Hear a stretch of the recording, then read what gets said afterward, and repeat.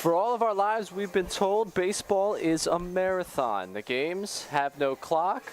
The seasons take months. Tonight, baseball becomes a sprint in Edenton. 23 games in 22 days is the Steamers' latest task as they host a doubleheader tonight against the Greenbrier Knights. From historic Hicks Field, Adam Fine beside me, I'm Ray Dunn. We'll be bringing you through all of the action here tonight as the Steamers sitting at 9-8, 5-5 in the Premier Collegiate League East, take on the Greenbrier Knights, sitting at 7-14 and 5-13 in the Premier Collegiate League East. And Adam, it's a stretch like no other. A lot of baseball coming your way. This is exactly what you sign up for when you come down for a summer. You said it, Ray. It's going to be a little bit of a marathon sprint. It's going to be every type of thing. We're going to be gassed, but hey, at summer ball, that's what you signed up for, just like you said. Absolutely, and looking ahead at this schedule, it's 9 games against the Knights, including the 2 tonight. Coming up, 9 against the Tarboro River Bandits. Those 18 games are the rest of the Premier Collegiate League East Division schedule. On top of that, 2 games against the Fuquay-Varina Twins, 2 games against the Wilmington Sharks, and a game against the Peninsula Pilots. That is the wide scoping lens of what's left this season. A narrow scope focusing on this doubleheader. Let's start with what you're going to see tonight. Daniel Rutherford on the mound, left-hander for the Steamers. And I understand, Adam, you had a chance to catch up with him before the game and talk to him a little bit about how he's feeling going into this one. What was the vibe around him? Well, so Rutherford, unlike any other pitcher on this team, takes batting practice with all the hitters before every single game. And I tell you what, he does more than hold his own. He puts a few out here. But I ask him, why is this necessary, especially on a day you're pitching? I understand if it's not a day you're pitching, you can have fun. But why on your big day are you taking batting practice? He said, it's a way to stretch, get loose. You have to do a lot of stretching as a pitcher, and it can get a little boring, he said. So to be able to take hacks and get the blood flowing and loosen up his hips is more than enough to get him ready for his start. Absolutely, and for Rutherford, this will be start number 4 for him this season. In 4 appearances before this, including 1 non-start, he is a 2.77 ERA. He's 0-1 in 13 innings pitched, allowed 4 earned. He has struck out 14 in those 13 innings. He will be opposed tonight on the mound by Vincent Bashara. Bashara, no stranger to the Steamers. We talked about him on Friday night.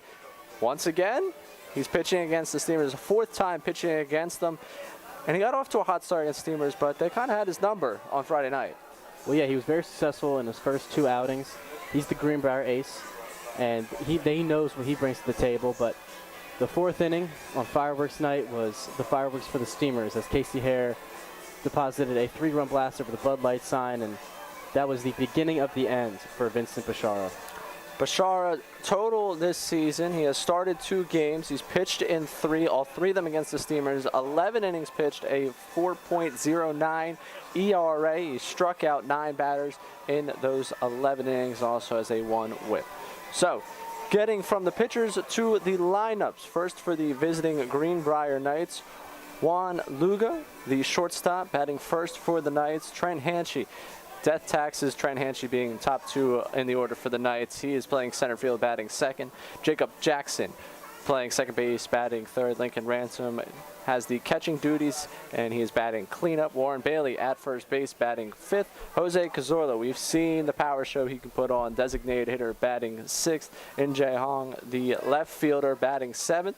Miles Webb, the right fielder, batting 8th, and Thomas Crandall, the third baseman, is batting 9th. For the Steamers, Chase Bruno leading off once again at second base.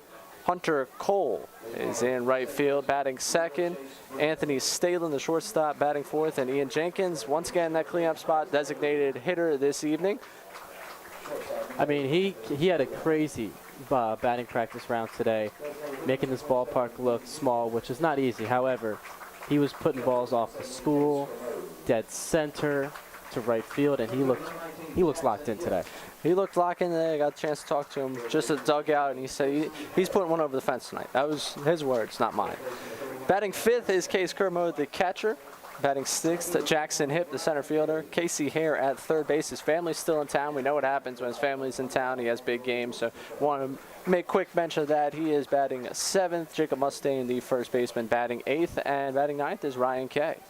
So Ryan Kay has got a lot of pop. No one, everybody knows that here in Edenton. However, it was fully on display against the Wilmington Sharks, where he deposited a ball, got to be high 300, maybe even 400 feet. That ball flew and shocked the entire Shark Tank, as we call it. And so hopefully he can continue that today. We will wrap this up for the anthem. We'll be right back with Steamers Baseball here in the Steamers YouTube channel.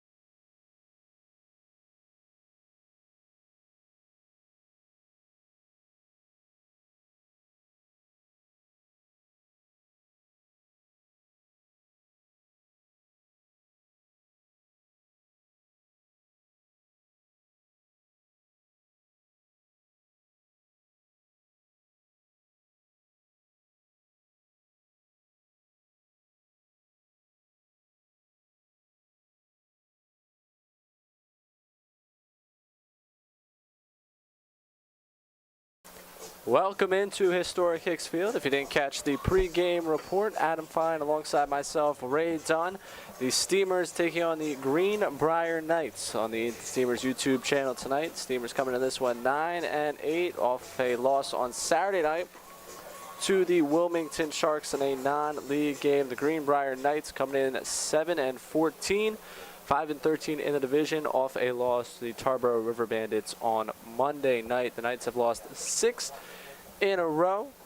But as we know from the doubleheader played earlier this season between these two teams, throw records out the window.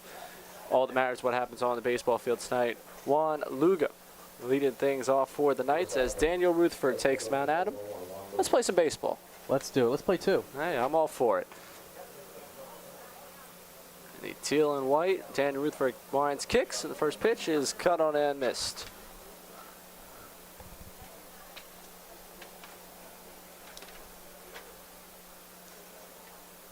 And the 0-1. Missing, 1-1. Good pitch there by Rutherford. Just missed the zone with the 12-6 curveball.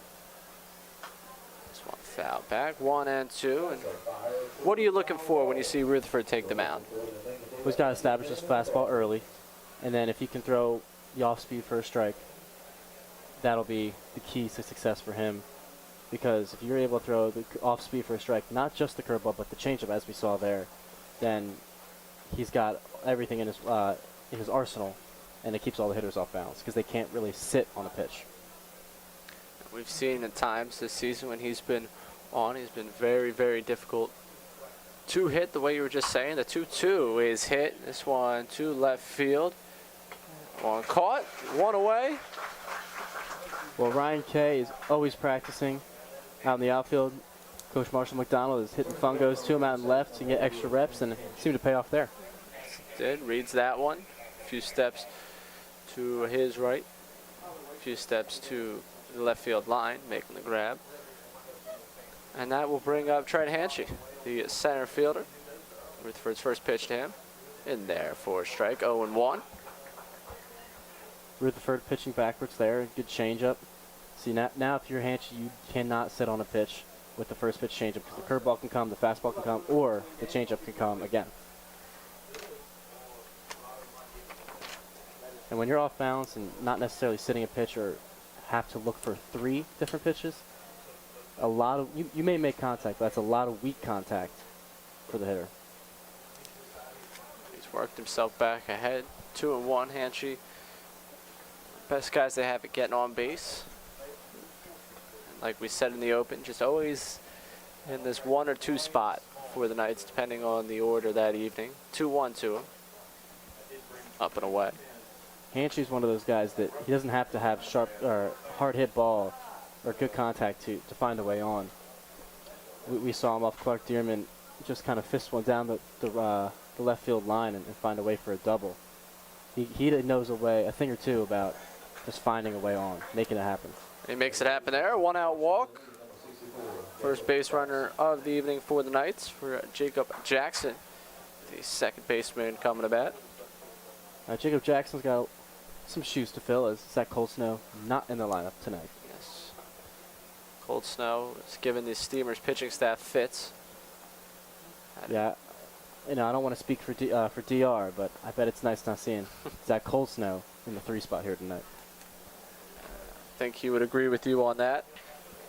Cold Snow, a pair of first inning home runs against the Steamers already this season.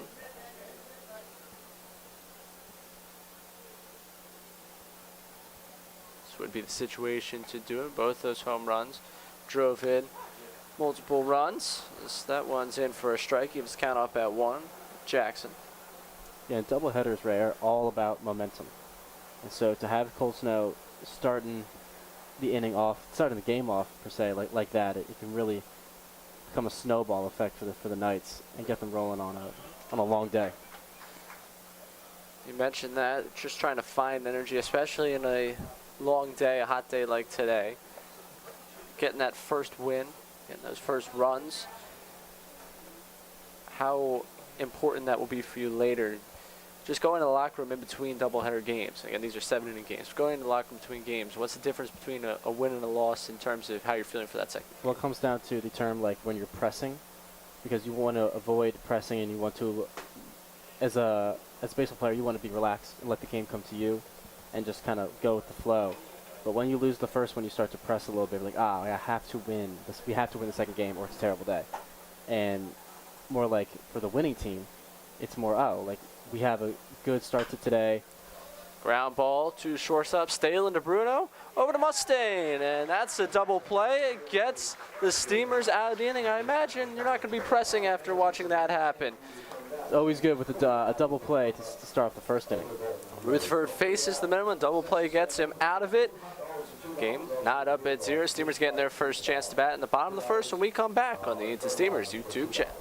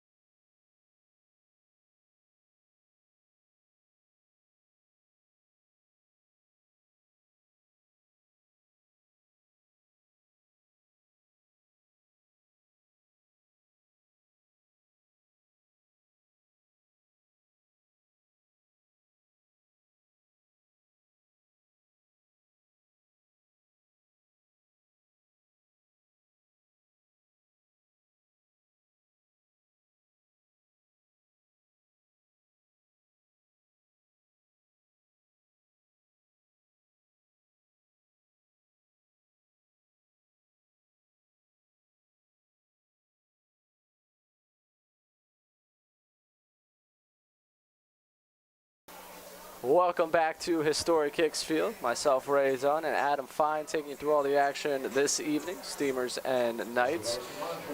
One of two games tonight, a pair of 7-inning games this evening at Historic Kicks. And there are 2 of the 9 matchups left between the Steamers and Knights this summer. It's crazy to say. It doesn't quite feel like it, but we're almost halfway through this season.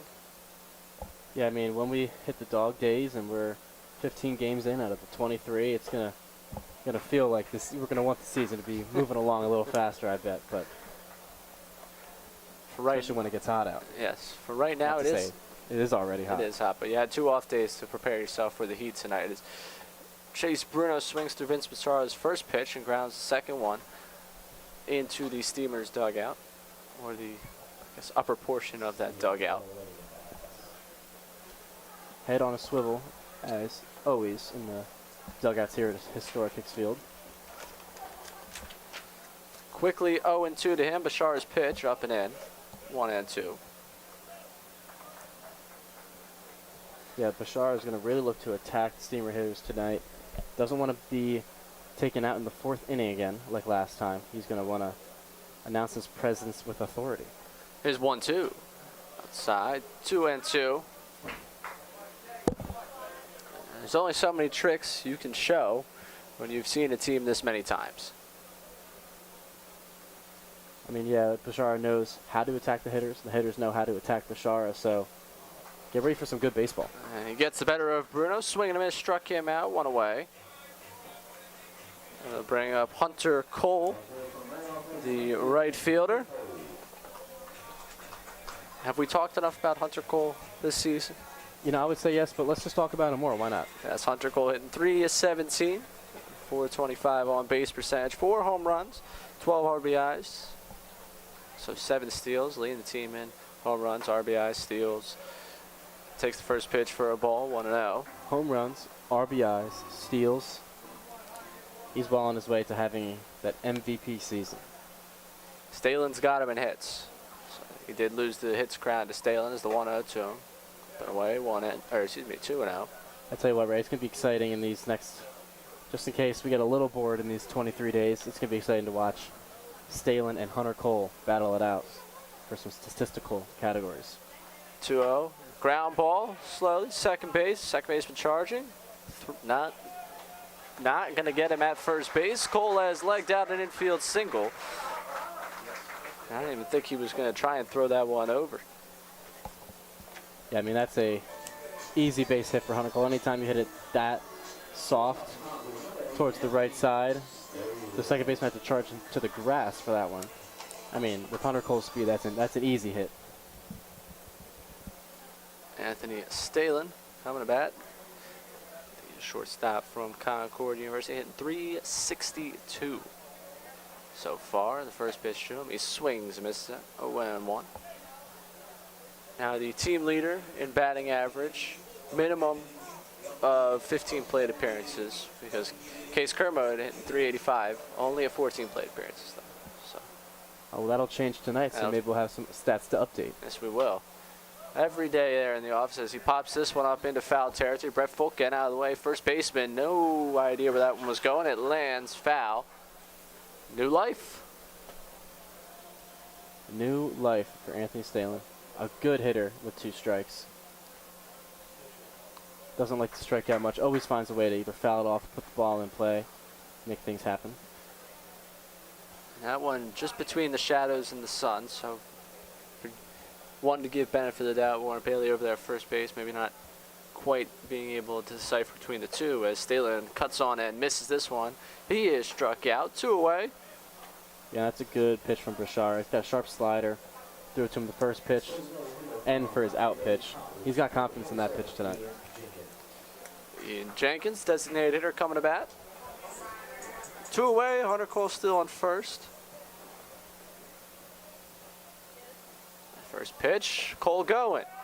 Throw down to second base is not in time, and Cole has his 8th stolen base of the summer. A runner in scoring position for Jenkins with 2 away.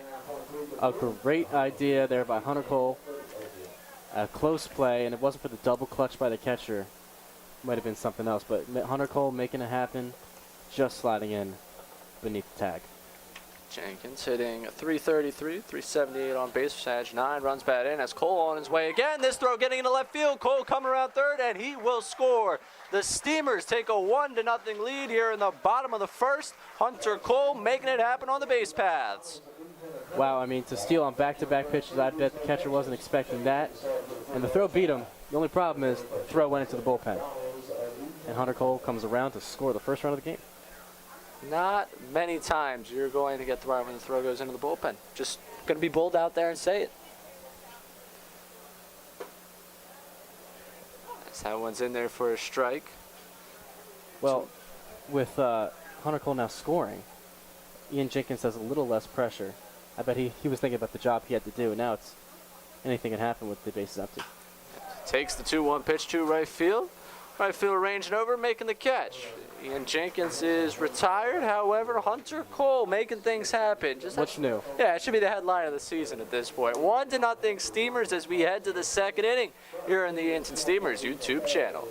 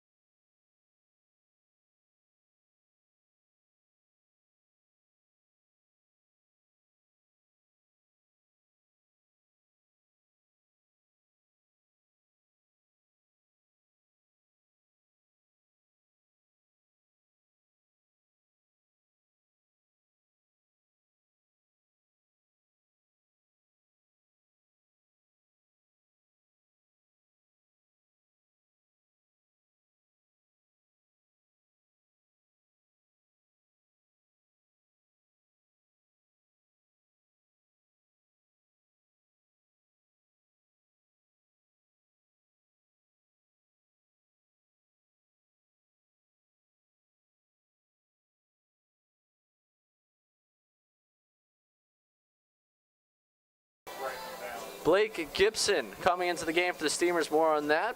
But before we get back to baseball, do you have a slow computer, broken cell phone? Get personal professional help at Edenton IT, located at 203 South Broad Street, right here in downtown Edenton, for all your computer and cell phone repair needs. Again, that's Edenton IT at 203 South Broad Street in downtown Edenton. Daniel Rutherford's night lasts 1 inning. He is taken out. Try and get the story on that for you. Until that point, we have Blake Gibson on the mound to face Lincoln Ransom. Ransom found that one back. 0-1 for Gibson. He's appeared in 5 games, 9 1/3 innings, a 1-0 record, a 1.93 ERA. Gibson's been a bright spot out of the bullpen, and now going to have to tackle a couple of innings in relief. At least that's what it appears. Sees ahead quickly, 0-2 to Ransom. And the 0-2 from it. Bouncing in there, 1-2.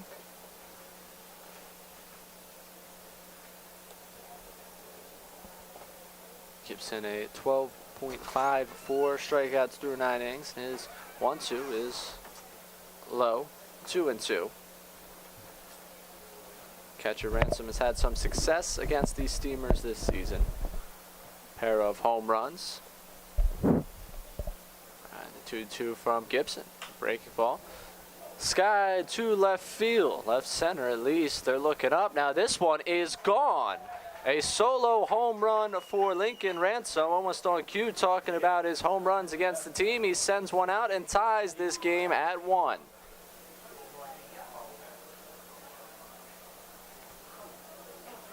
Catcher just flew one out there to left. Ends up going out of the deepest part of the ballpark. We sent our color commentator, Adam Fine, on a mission down to dugout to hear the word on Daniel Rutherford. So after heading down, word is that DR was his arm tightness, and I couldn't quite find Rutherford himself, but the word around the team is arm was tight. We got a long stretch ahead. We don't want to risk it.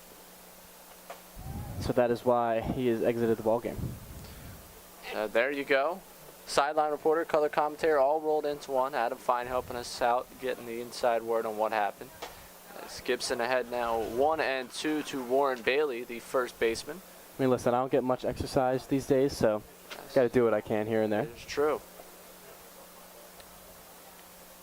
Gibson's 1-2. Breaking ball, swing and a miss. He struck him out. There's one away. That slider much better than the one that went over the wall.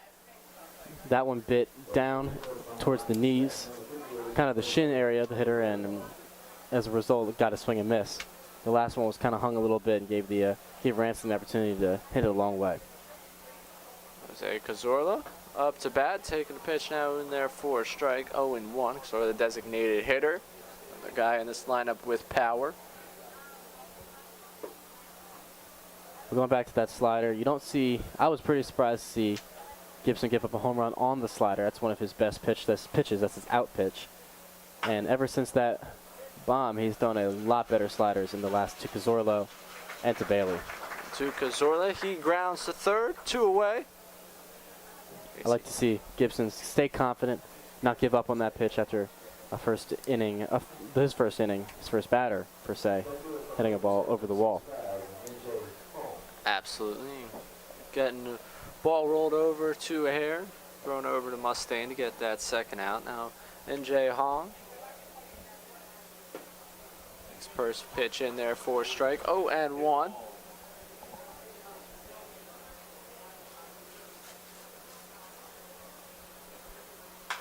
Now one grounded. This one diving stop by Stalin. He's up the throw, not in time.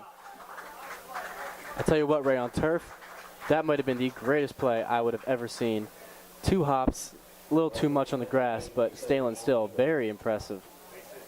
No error on Stalin. That's got to be easily a base hit. Absolutely a base hit. The effort from Stalin. Noble. Scorebook won't show it, but well, as you said earlier, close only counts in horseshoes and hand grenades. That's what they told me. I'll still give him some credit. Gibson, first pitch in there for a strike to Miles Webb, the right fielder. The Greenbrier Knights have seen Blake Gibson a lot, but they're getting a steady diet of fastballs and slider to start off their at-bats, and I really don't think they could have picked up any tendencies whatsoever, because he really mixes up really well, and with pitching backwards and pitching starting with the fastball. Absolutely right. Likely he'll go against him multiple times, never see the same thing twice. Gibson's 1-1.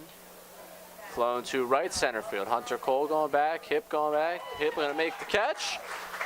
And that will set down the inning. Not before the Knights tie it up. A leadoff home run in this second inning from Lincoln Ransom makes it 1-1. Steamers coming to bat when we come back in the bottom half of this inning here on the Edenton Steamers YouTube channel.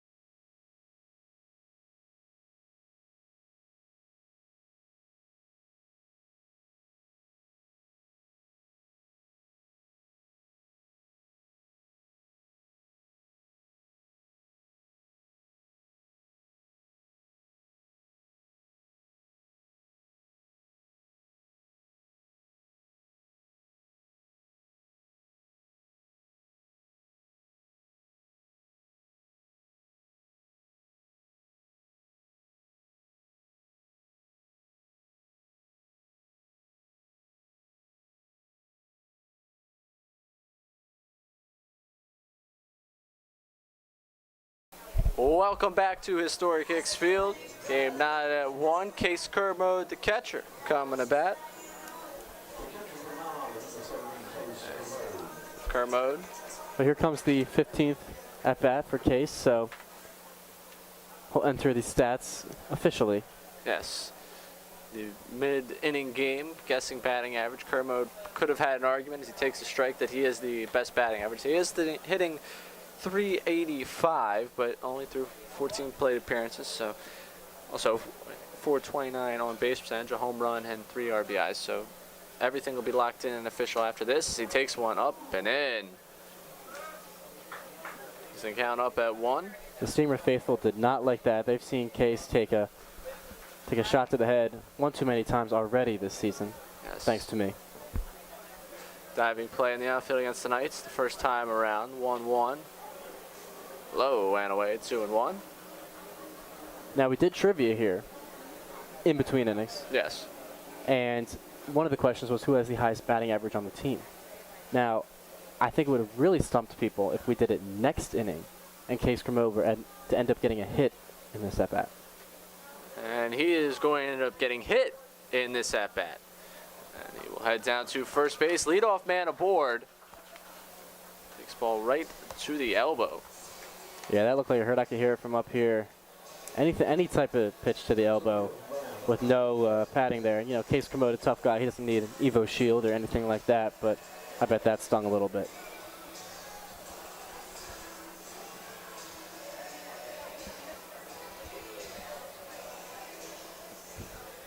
Jackson Hip, the center fielder, coming to bat. Hip, thus far this summer, hitting .205, .286 on base percentage, 5 runs batted in.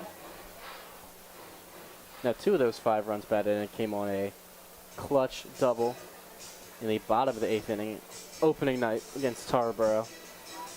Let out a big let's go as he got to second base. Tied up the game. First pitch to him. Fouls this one.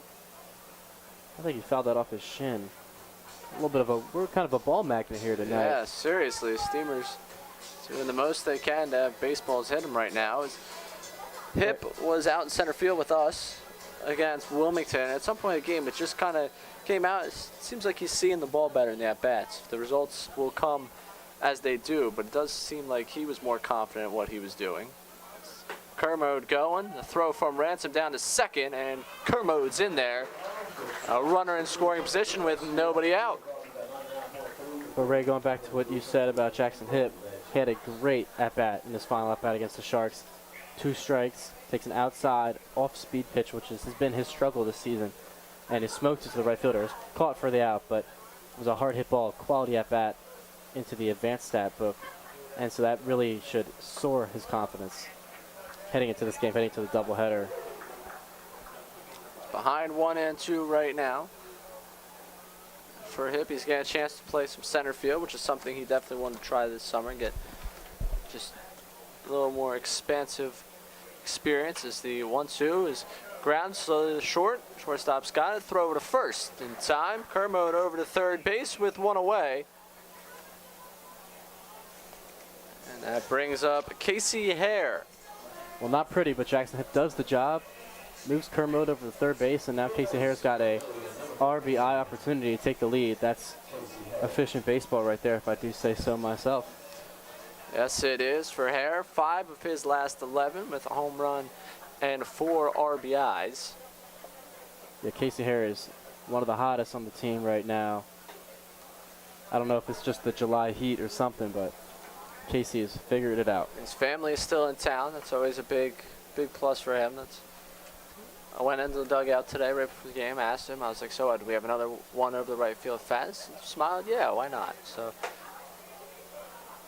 1-1 now to him. I think he's just seeing the baseball well, and that's kind of rolled its way downhill. It's funny how that lines up with his family again this summer. Well, he played 50 games over at Milligan University, and it's a lot in your body, and sometimes coming down to play summer ball right after could be tough. Down left field line and foul. That one landing in the Steamers bullpen. You know, he was in an orange jersey, now a teal jersey. A lot of changes. So it takes some time for our bodies to adjust a little bit. Sometimes we forget that you guys are people too, you know? Yeah, you know. Get tired just People like just we like do. you, Ray. Yeah. You're sure? You guys seem just like superheroes over here. Okay. Yeah. 1-2. I appreciate it. This one into left center field. It'll drop. Kermode's going to jog on home, and an RBI single for Casey Hare is giving the Steamers a 2-1 lead. Well, Casey Hare is going to add some flair. All he needed to do is get the job done, a sac fly, but he said, you know what, I'm going to stay hot. I'm going to get a hit. My family's in town, so I'll keep the inning going. He gets the job done. Jacob Mustang coming to bat. Last time he played at Historic Kicks, Friday night against the Knights, he hit a ball that I'm not sure has landed yet. First pitch to him up and away. Yeah, I made sure to have Ray go check the football field behind Historic Kicks for that ball. It's out there for hours. Couldn't find it. Heading the count now 2-0.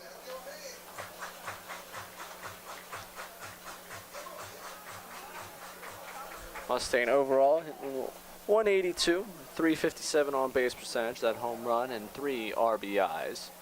2-0 to him now, and therefore strike. And even when he hasn't been hitting, he's done a good job of drawing walks, working counts, the quality ABs, quabs, as we always like to. Yeah, he's a big difference in his on-base percentage to average, and that just goes to show he really works at bats, and big team guy. Even if he's not quite seeing the ball well, he's doing what he has to do to help the team win and get on base. And that just goes to show when he is seeing the ball well. I mean, when he starts to connect it, it's gonna, all the floodgates are gonna open for Jacob Mustang. Hopefully that home run on Friday was a sign of things to come. Stars 2-2, swing and a miss. He struck him out, and there are 2 away. Good hard fastball by Bashar on the inner half of the plate. I think fooled Mustang a little bit. Bashar really likes to work with off speed when he gets 2 strike counts. That's his out pitch, and surprised Mustang. Now, if we're talking about long home runs, we can't forget about Ryan Kay. He hit one that went beyond us in center field. It was just to the left of us in center field, left center, but that one went a long way against Wilmington. Yeah, it's a shame it was audio only against the Sharks, because that ball was tattooed.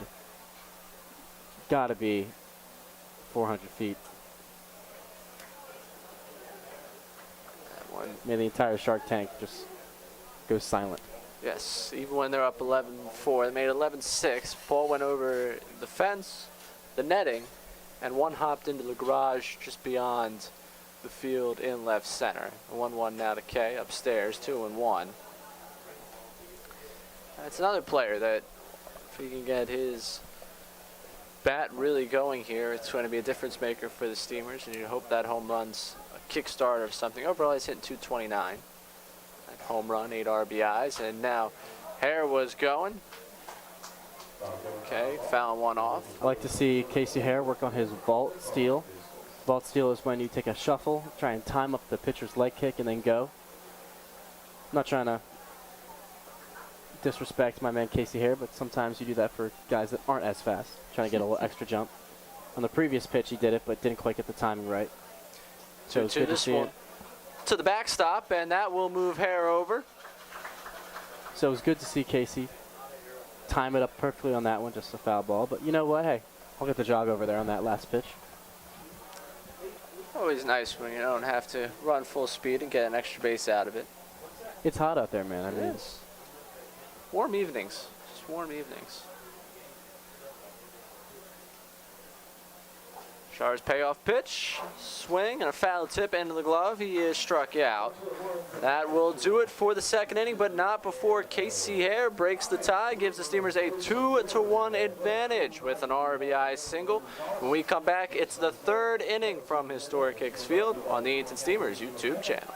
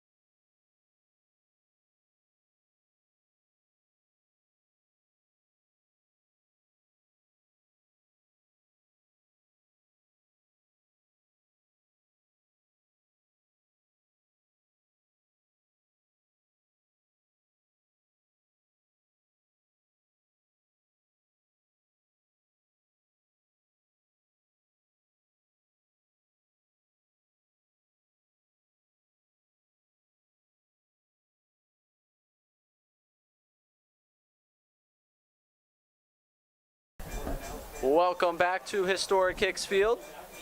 Third inning on tap. Blake Gibson back on the mound.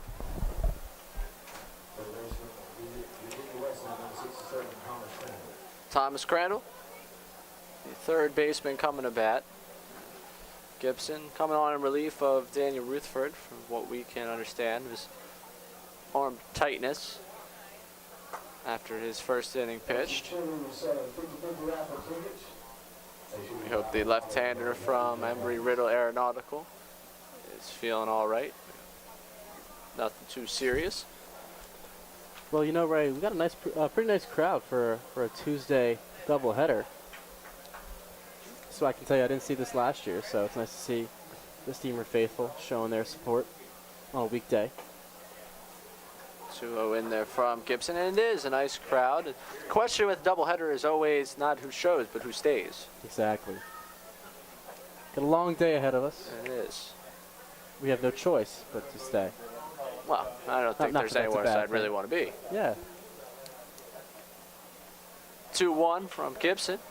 This one fly to left field. Kay on the warning track, and he makes the catch. There is one away. Gibby hung that slider a little bit, but just had enough bite to it to stay in the yard that time.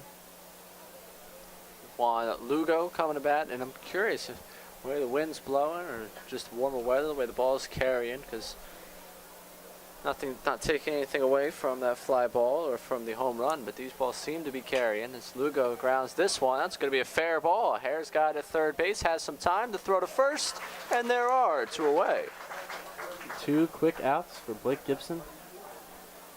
Ever since that home run, he has been rolling. His next opponent will be Trent Hanchy, center fielder. Walked first time around. Tough go for Lugo right there. Didn't think that was going to be fair, and just kind of had to react to it a little late. Also forgot his bat, so Ian Jenkins having to throw that one. That's not something you want to forget, Ray. No. 0-1 from Gibson, bouncing in 1-1, and Hunter Cole mentioning the other night just how much his bat breaking hurt him. Yeah, hurt he was his very soul. upset. He was very upset about that. And I mean, sometimes when you hit well, especially when you're hitting that well, you sort of, you know, gain an emotional attachment to your bat. Hanchy into center field, a base hit, 2-out base runner for the Knights. It's more than just a piece of lumber to a player on a hot streak. Yes, I would imagine so. Just want to hold it, keep it forever. It's not how it works, though, fortunately. Those things will break. These things happen. Life goes on. Yes, it does. Jacob Jackson, second baseman, up to bat. Gibson's first pitch. Outside, 1-0.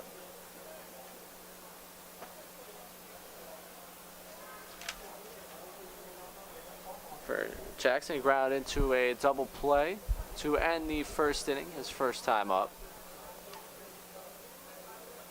Gibson's pitch. Ground ball. Let's get to the shortstop. Stalin going to go the short way to second base and gets him there. Knights get a 2-out base runner. Can't capitalize on it. Trailing the Steamers 2-1 as the Clams come back to bat in the bottom of the third inning. When we come back on the Edenton Steamers YouTube channel.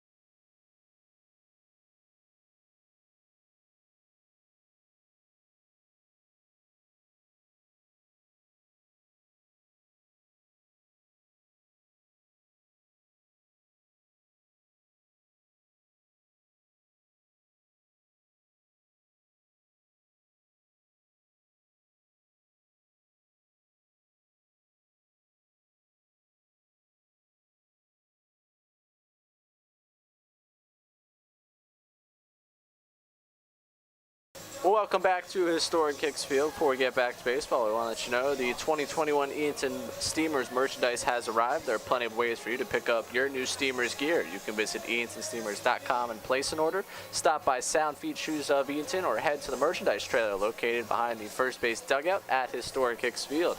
Thank you for your support and repping your Steamers gear. Chase Bruno leading off this bottom of the third inning. Before we get to him, some trivia. Danny Rutherford theme with Danny Rutherford start. Figured we want to ask you about him.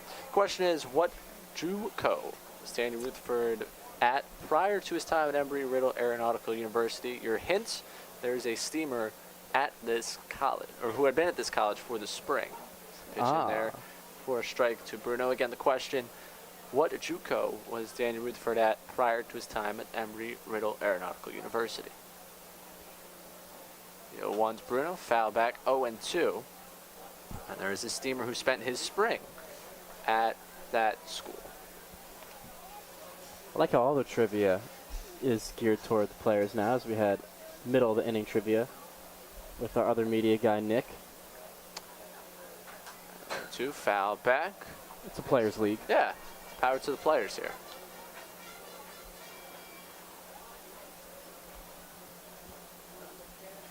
That's Bruno just keeping himself going. Bruno, the first time up, struck out. 0-2 to him now. He's in there for a called third strike. He is set down. Yeah, Hunter Cole. That one just caught the outside corner there.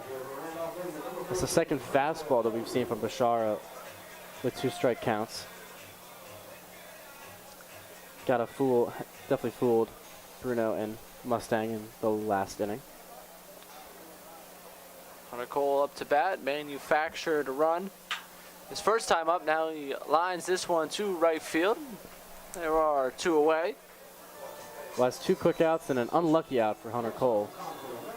But Ray, I'll tell you this. That's how the baseball gods work. Hunter Cole kind of rolled over, had a little chopper to second base knock, laser to the right fielder there, and an out. So, he should be 1 for 2, and he is. Baseball giveth, baseball taketh. Anthony Stalin up to bat. First pitch to him. He takes this one into left center in for a base hit, a 2-out base runner for the Steamers. Some first pitch swinging this inning. Very impressive swing by Stalin there. I think he was sitting slider. He got the slider to start off his at-bat in the first inning. And he wasn't about to let that opportunity pass here. And that was a really good swing. He flexed through the front leg, got the hands out, and delivered a barrel. Team leading 22nd hit of the summer for Stalin. Ian Jenkins coming to bat. Takes a strike. 0-1. So I was going to say that is a lot of hits. And it is. But it's easier when you have 5 in one game. Certainly helps. Yeah, as he did against the Fungo. And he's already moving. Bashara going to throw back behind to second base, and they will get him there. Stalin thrown out, trying to move towards second base, and that will do it for the third inning. Clams still ahead 2-1 as we head to the fourth inning here at Historic Kicks Field on the Edenton Steamers YouTube channel.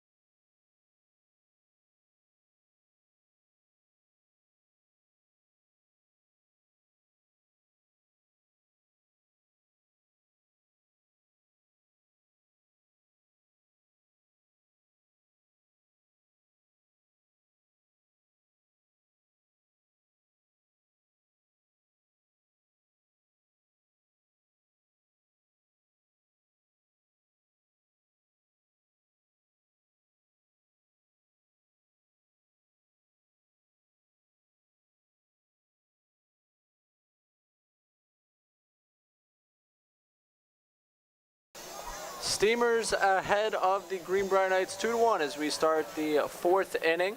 Reminder that today's game, part of a double header, so we're only going 7 here. Well, only supposed to go 7. We know that from previous experience, these double headers can go into extras. Blake Gibson back on the mound. First pitch to Lincoln Ransom is grounded foul. 0-1, Ransom homered. Solo shot. He was the first batter that Gibson was greeted by when he entered this game in the second inning. Daniel Rutherford, the starter, exiting arm tightness after the first. When Ransom homered on that exact slider that he just fouled off on the first pitch. So it was good to see Blake Gibson still being confident in it. I expect nothing less from Blake. Head in the count 0-2. Blake's pitch. That one hits him. And there is a base runner with nobody out for the Knights. Well, Ransom didn't seem too happy about that. Can't be intentional. That was an off-speed pitch. So no hard feelings. Off-speed pitch. Ahead in the count 0-2. I think. Yeah, that's not really an account where you would intentionally hit someone, or a situation where you would intentionally hit someone. So I think just the frustration of wanting to swing the bat.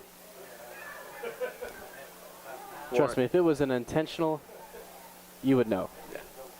Warren Bailey up to bat. Flies this first pitch, right field line, and this one foul. 0-1. Bailey struck out, swing, first time around.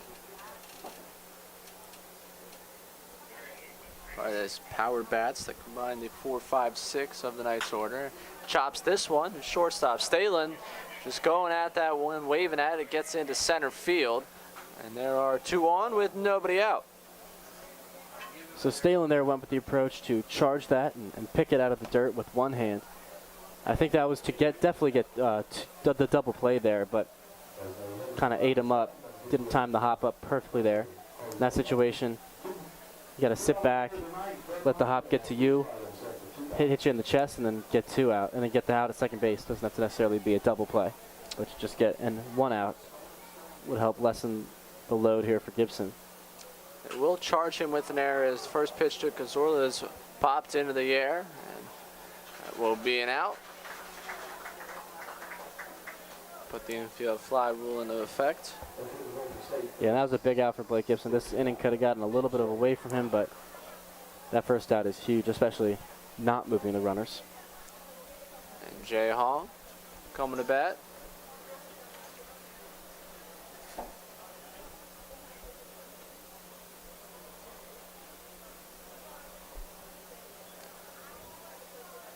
Gibson taking some peeks back at second and coming home. First pitch in there for a strike. Hall singled. Last go around. Mainstay in this Knights lineup. 1 cut on a miss, 0-2. The slider fastball combo from Blake Gibson's working here. Good fastball in the lower half of the zone there.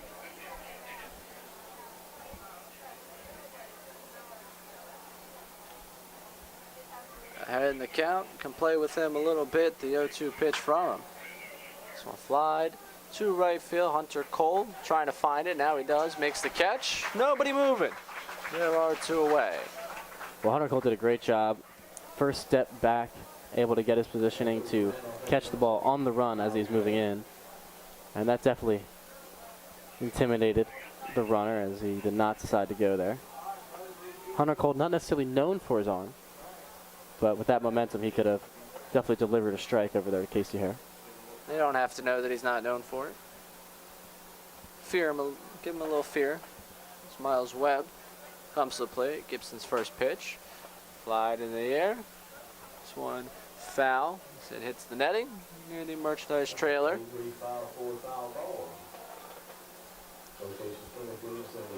Oh and 1. If I'm Greenbrier here, especially the top of the order coming up next inning, I'm sitting first pitch slider no matter what. It's always that. It's usually that front door slider that comes off your back hip and moves to the front of the plate. And we're seeing a heavy diet of that and a lot of foul balls, or just the Greenbrier Knights taking it. So that's my new approach. If I'm Lugo and Hanchy coming in to the 5th inning. Gibson. Not loving what Ransom's doing back there on second base. Hey, you got to Give him a keep him look. honest every once in a while. A good situation when it comes to Webb at the plate. Ahead of him 0-2 with 2 away and 2 out. Gibson to the plate, the 0-2, high and away.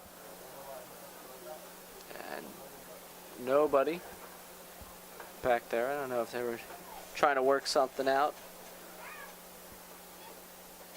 It appeared the pitch was just up and away to get Kermode up. And the 1-2, this one grounded to Stalin. Makes the play cleanly, a throw to first in time, and that will end this half of the inning. Knights threaten to put 2 on, leave them there. Steamers leading 2-1 as we head to the bottom of the 4th inning here at historic Hicks Field.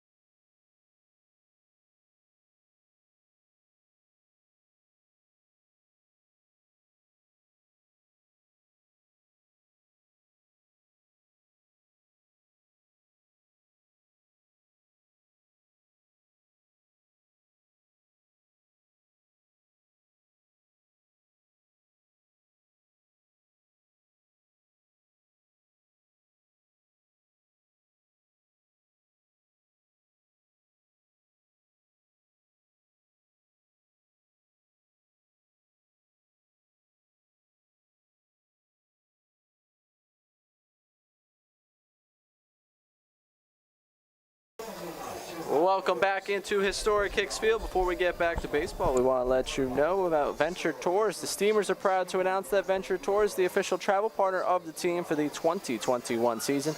Venture Tours Incorporated is a family-owned business specializing in motor coach transportation. The owners have been in the motor coach industry for more than 40 years. A mixture of hard work and family legacy helped create Venture Tours Incorporated, one of the most successful motor coach companies in Hampton Roads, coastal Virginia. If you are interested in traveling with Venture Tours, give them a call at 757-494-1480 or visit venturebustours.com. And Steamer's certainly going to need Venture Tours over the next couple of days. There's a lot of road games. Tomorrow, Fuquay Arena. It's a 5 o'clock start. So if you're tuning in and you tune in tomorrow night at 7, that's a bad idea. You're going to miss a lot of the game. Ian Jenkins coming to bat. Designated hitter. His second go of it, takes a strike. He was up to bat in the 3rd inning. Anthony Stalin caught at second base, ended that inning. So you know what, Ray? Ian Jenkins will do it himself. 0-1, swing and a miss, 0-2. Now I know it's 0-2, Ray, but I got to say my pick for tonight for the home run has got to be the man up to bat, Ian Jenkins right here. I know I see him choking up. Maybe a quicker bat. This one coming behind him. Well, he's not going to hit that one out. Most certainly not. Now the question is for our picks tonight, do you count both games or just one game? Or do you wait until... Oh, one per game. One per game, okay. Well, I just want to make sure if he hits one out in the second game, you don't try and claim that one. The 1-2 outside, 2-2. Well, I might try and mess around and claim that for myself. Right. Because after you called Casey Harris, I'm feeling a little down on myself, so, you know, just to give myself a little self-esteem boost, I guess you could say. 2-2, upstairs 3-2. It's all right, you know? Not all of us can be psychics. Yeah, well, I'm going to try my best to be a psychic here. I think Ian Jenkins is going to get the fastball. 3-2. Bashar kind of all over the place with every other pitch. Full count pitch, ground ball to shortstop. A little bit of bobble on the gather, throw to first.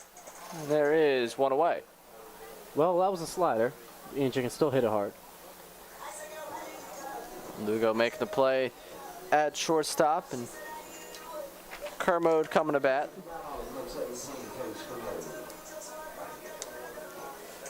Kermode was hit by a pitch, stole base, and scored on a Casey Hare RBI single in the second. That's the difference in the ball game right now. Pitch to him, and there for a strike. To the new average leader in the clubhouse. Yes. Still hitting 385. That was not an official at bat. It was a plate appearance. Yes. So we'll count it. Quickly 0-2 to him. Quick 0-2 counts to back-to-back hitters by Bashar. That slider is really working. And he's 0-2. 1-2, and the throw back to him a little high.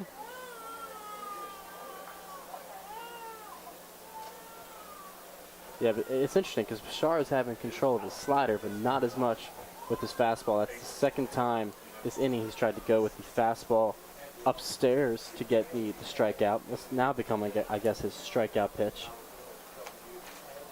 1-2. Swing and a miss. Kermode is struck out. 2 away. Bring Jackson Hip to the plate. One of the reasons that the Clams still have yet to figure out Bashar completely is because he'll start you with the fastball. Next inning, he'll start you with a slider. Next inning, he'll use a slider as his out pitch, and then his fastball as his out pitch, and he always keeps you off balance. See there, the slider being his out pitch to Kermode.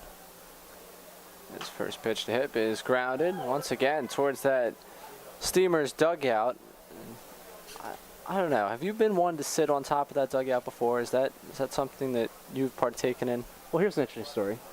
I am a huge component of sitting up top. You get a good, nice view. It's also just kind of comfortable. But the problem is when you get to the later hours of the game and it starts getting dark, you have all those flies and bugs start taking a dive down and hitting you in the head and flying down your shirt, and that's not too pleasant. So at that point, I moved to the standing section.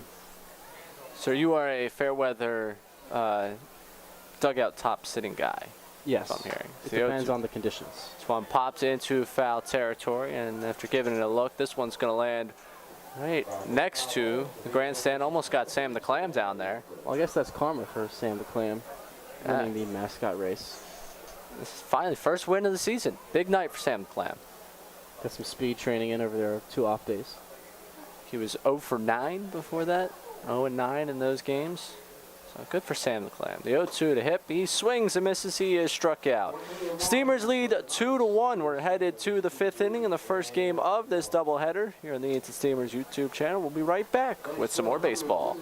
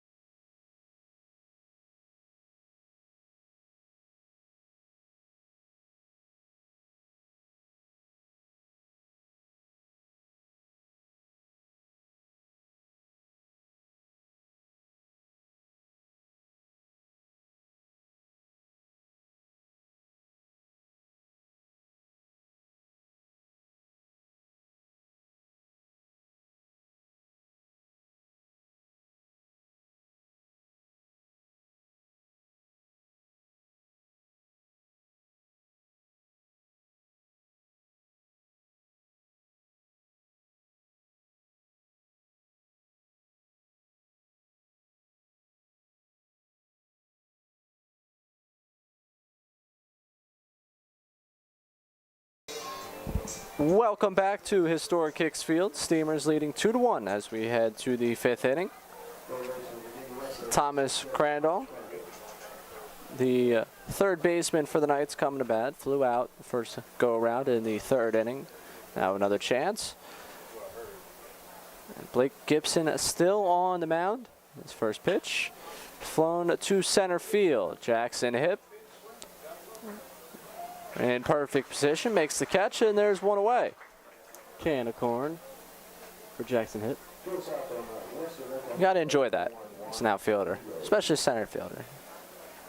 I'll listen. Anything that doesn't have me running to my left or right or behind me, I can get behind that. So you like coming in on the ball or Yeah. just catching it right where you are? Yeah, if I don't have to move like the Sandlot, if I can just stick my glove out and have the ball hit to me, that always works. And Juan Lugo grounds this one. It'll go through the legs of Hare and down the left field line. Kay losing control of it at first. Now his throw into second base is not in time. Yeah, well, they call it a hot corner for a reason. That ball kind of got on Casey Hare quickly, took a weird hop, and got the 5-holer there for Hare. And that will be an error charged to Hare over there. Hare over there. Hare was Flair, Hare over there. On the game notes today, it was Hare on a tear. Wow, we are rolling. Yeah, we were good with rhymes. We went to preschool, kindergarten. We were good with that. Playing a lot of words with friends. Yes, of course. Our favorite game up here in the booth. Trent Hanchy up to bat. We're in scoring position at 1 out. That slider in there for a strike, 0-1. Well, that's the second first pitch slider of this inning. Looks like Hanchy's still sitting on that heater. Gibson's pitch. Bouncing in there. Kermode working behind the plate. Kermode, telling me earlier today, he's in the lineup for both games. He was excited about this. He was jazzed up. Got a chance to talk to him in the dugout. Let's just run into everyone. Make one stop into the dugout. And it makes sense, you know. This is their team. This is their dugout. He'll be in left field for the second game. Well, Kermode missed out on a little bit of action, so it's good to see him making his money's worth. Kermode's a tough guy. I mean, 14 innings doesn't faze him. Some guys would ask the coach for an off day or, you know, just to play one of the two, but Kermode isn't about to let that opportunity slide. 2-1. This one bouncing and get past Kermode. That one's going up to the grandstand. So Everyone's a ball magnet tonight, I guess. It's coming for us a little bit. that's something new for me at Historic Kicks. I had not seen that happen yet. I don't think it's possible to find its way into the window here and pay a visit to us, but No. I don't want to say anything is possible. I still want to hope for that day. I'll lean to say that one's impossible. 3-1 from Gibson. This one fouled. 3-2. So runner 90 feet away from tying this game up. Big pitch here coming from Gibson. Got the 2-hole hitter, consistent bat and Hanchy, and all he has to do is put it in play. We got the infield back. And 3-2. Breaking ball missed in the zone. Runners on the corners with one away. Well, good thing about Jacob Jackson now up to bat is he has grounded to the shortstop twice, once to being a double play. So I think Gibson would love to have that happen again. Yes. Casey Hare over at third base, about to step off of the grass. Mustaine holding the runner over at first. Now Hare backing up. Actually see what they go with if there is a ground ball. Gibson's first pitch, skied foul.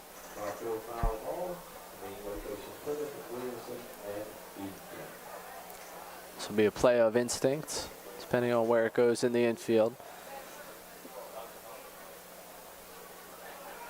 Okay, pretty deep out there and left. About a step from the warning track. Again, it's a small Kay outfield. Ryan Kay likes to hug the track there. I mean, with a big wall, you want to keep the field in front of you. It's always harder running back on a ball rather than running in, so Kay knows what he's doing out there. Gibson's 0-1 upstairs, 1-1.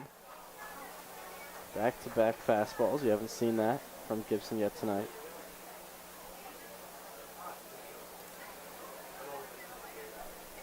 Now he's going to throw to first. Doesn't like what he's seeing from Hanchy over there. Lugo taking a couple of strides off at third, dancing around as he sees the throw over.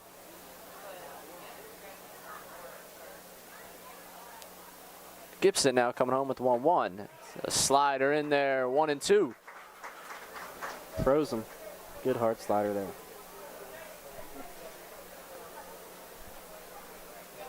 Now working ahead, 1-2. Two fastballs to start this at bat, then the slider. See where he goes now, the 1-2. He goes back to the slider, a swing and a miss. He struck him out. There's 2 away.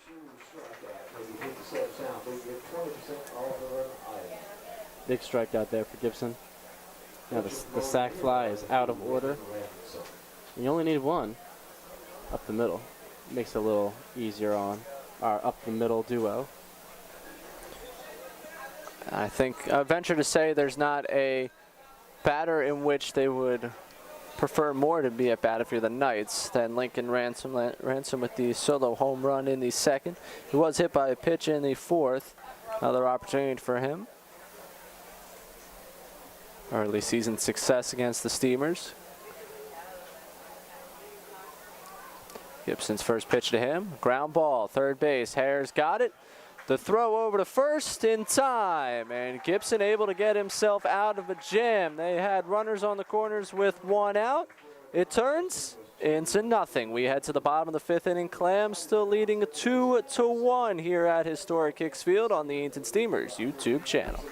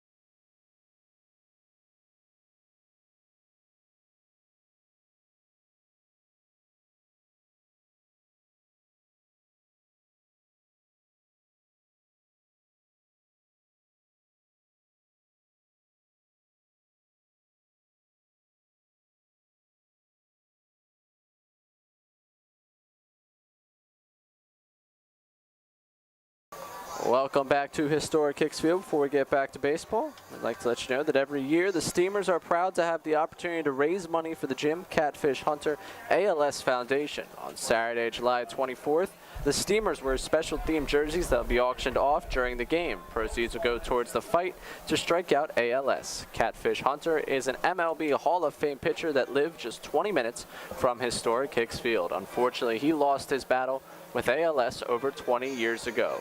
The Steamers will continue to carry on his legacy and do their part to strike out ALS. We thank you for your support of this great cause.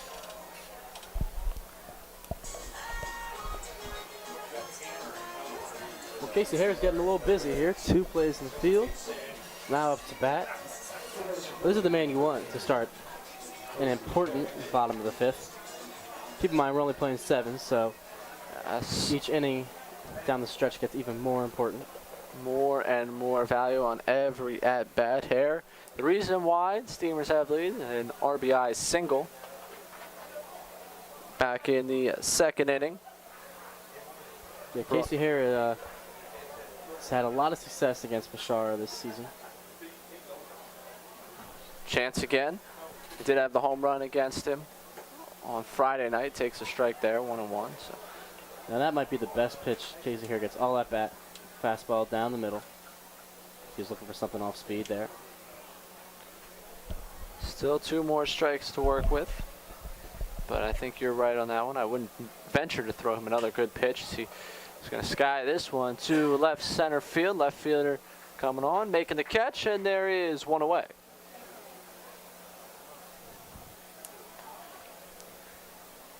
Bring Jacob Mustaine, the first baseman, to bat. Mustaine struck out in the second inning.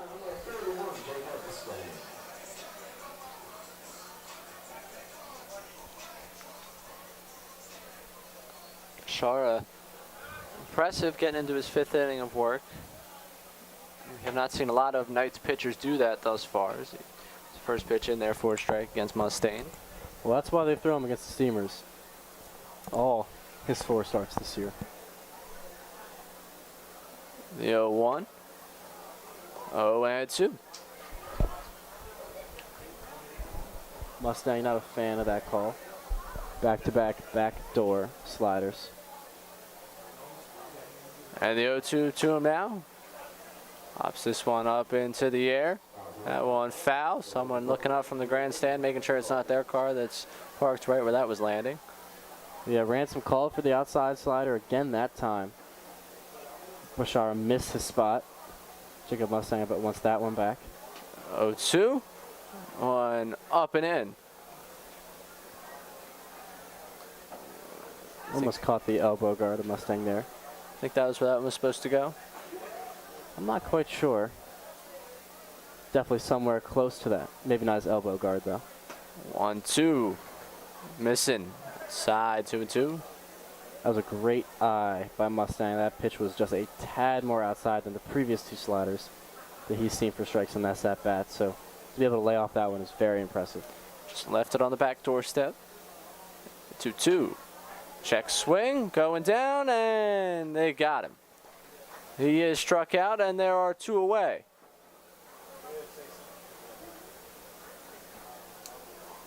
Another out. Another strikeout on the fastball, the high fastball. Ryan Kay coming to this. He also struck out in the second. Second opportunity for him now. Shar's first pitch. Swing and a miss. 0-1. A lot of swings and misses tonight from the Steamers.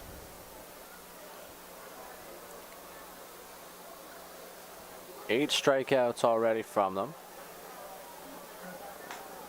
Count even up at 1, and something that was a storyline in the first doubleheader between these 2 teams. Especially the bats not showing up to game 1 of that doubleheader. 1-1. This one up the middle. That's going to get through a base hit, and a 2-out base runner for the Steamers is Ryan Kay is aboard. It's always tough to hit a front door slider, especially with 2 strikes, and Ryan Kay does a good job keeping the hands inside and muscling it over to center field for a base hit. And they got the top of the order, so anything can happen. Chase Bruno, leadoff man, coming to bat. He has struck out a pair of times thus far. One swinging, one looking. Bruno hitting at 209, home run, 7 RBIs coming into this one. First pitch to him, swing and a miss. 0-1.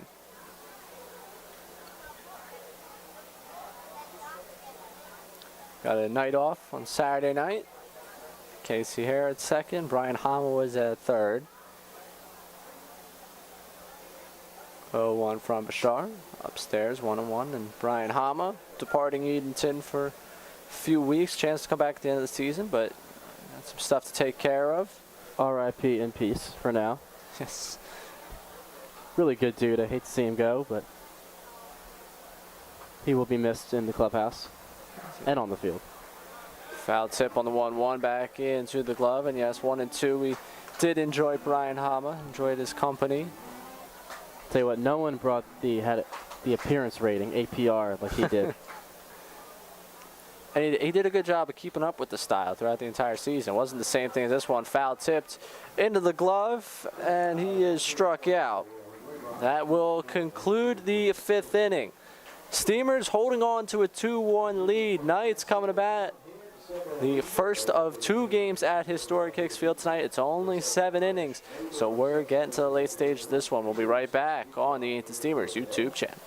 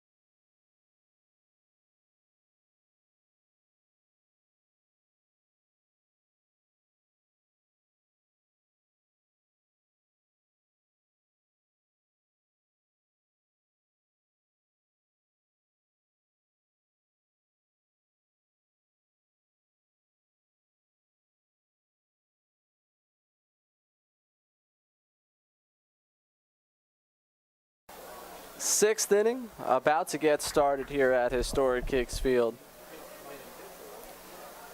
Cole Bates, the right-hander from Delaware State, on the mound.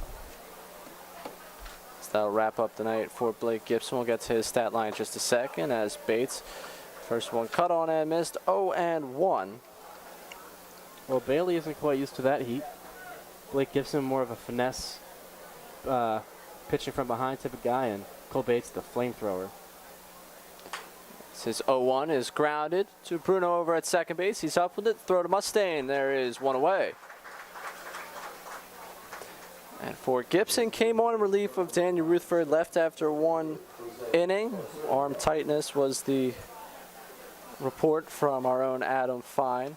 And after Blake Gibson allowed a home run to the first batter he faced, he would go through 4 innings, not allowing another run. 3 hits, including that home run, a walk, and a pair of strikeouts. So good job from the University of Mount Olive right-hander, keeping the Steamers ahead. He's in line for the win. If Bates can shut it down as he gets ground ball this time, it's to Stalin, the throw to first. Mustaine just not able to close the glove on that one. Put a runner on. Yeah, and with Stalin's arm strength there, we don't need to have that much of a stride forward or a stretch there by Mustang, but I still like the effort.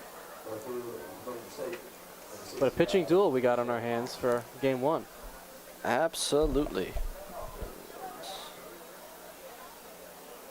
Kind of surprising given the way these two teams played the first go-around. 9-8 game Friday. For not the first go-around, but the most recent go-around at least. Bates' first pitch. It's taken to left center. Kay coming on. That one's going to bounce. He's going to throw it into second. That is in time to get him at second base. What a play by Kay and Bruno to be able to come up from the dive, throw it to second base, and for Bruno to pick it out of the dirt while stretching. That was really impressive. The old-fashioned 7-4 fielder's choice. You don't see that every day. No, you don't see that one every day. Okay, coming diving in to try and get that, gets it on the hop. Uses his arm. He's got quite the arm, and Bruno using the glove, and we all know what Bruno's capable of out there with the gloves. Bates' first pitch here. And you would think that like the criticism would be for Warren Bailey there, but you can't even get mad at him for that because it was such a close play. Only credit to be thrown around for that one. That's Bates 1-0. Ground through the hole, a base hit. And Hong around second. He's thinking about third. He's going to go to third. The throw from Kay. He's going to kick off of Hare, and he's just going to have to stay there. Kicks off a Hare, and he's going to stay there. We do it again with the rhyming, and a really heads-up play there by Cazorla. Casey Hare had to be careful there. If Zorla ran into Casey in that play, I think he would have got an obstruction call, but also a good job from Cole Bates backing up. Only reason he didn't score inside the game is because Cole Bates was there with the heads-up backup play. Well, when it's your run on the hook, you're more than happy to go there and play behind. As Bates came in this game with a .77 ERA. He's been dominant as a reliever for these Steamers. Has 2 outs, but 2 on now. Thomas Crandall up to bat. Takes a strike, 0-1.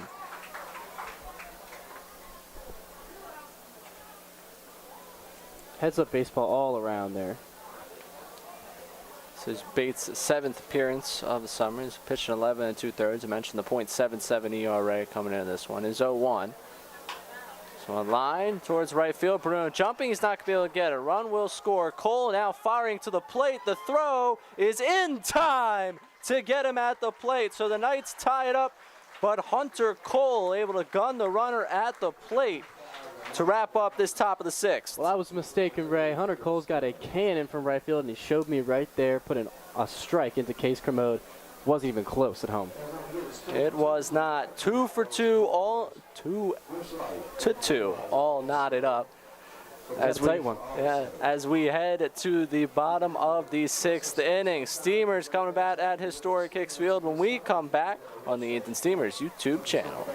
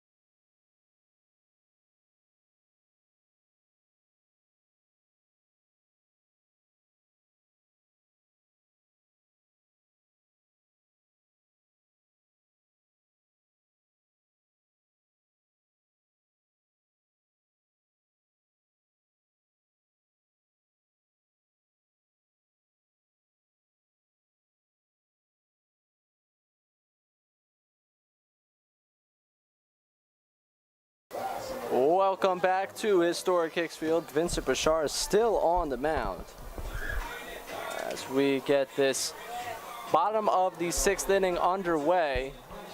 And Hunter Cole up to bat. Hunter Cole got the Steamers out of a tough situation in the top half of this inning, throwing a runner out at the plate from right field. That's first baseman by trade playing right field and able to pin the runner at the plate, keep this one tied.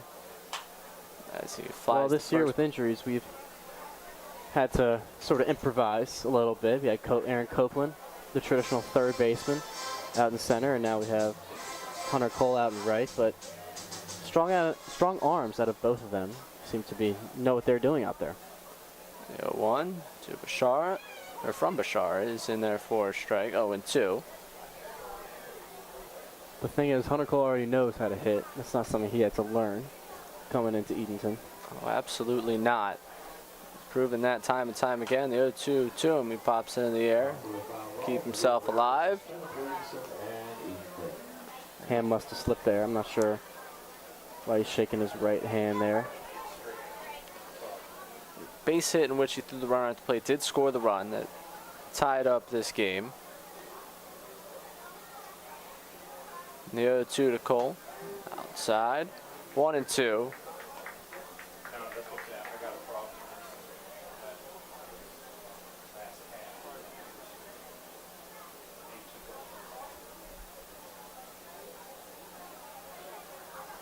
And the 1-2.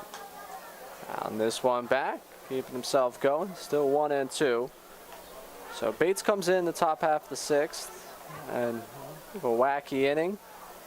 Ends up with the game all knotted at 2, and this Steamers offense, which hasn't scored since the 2nd, could use a charge.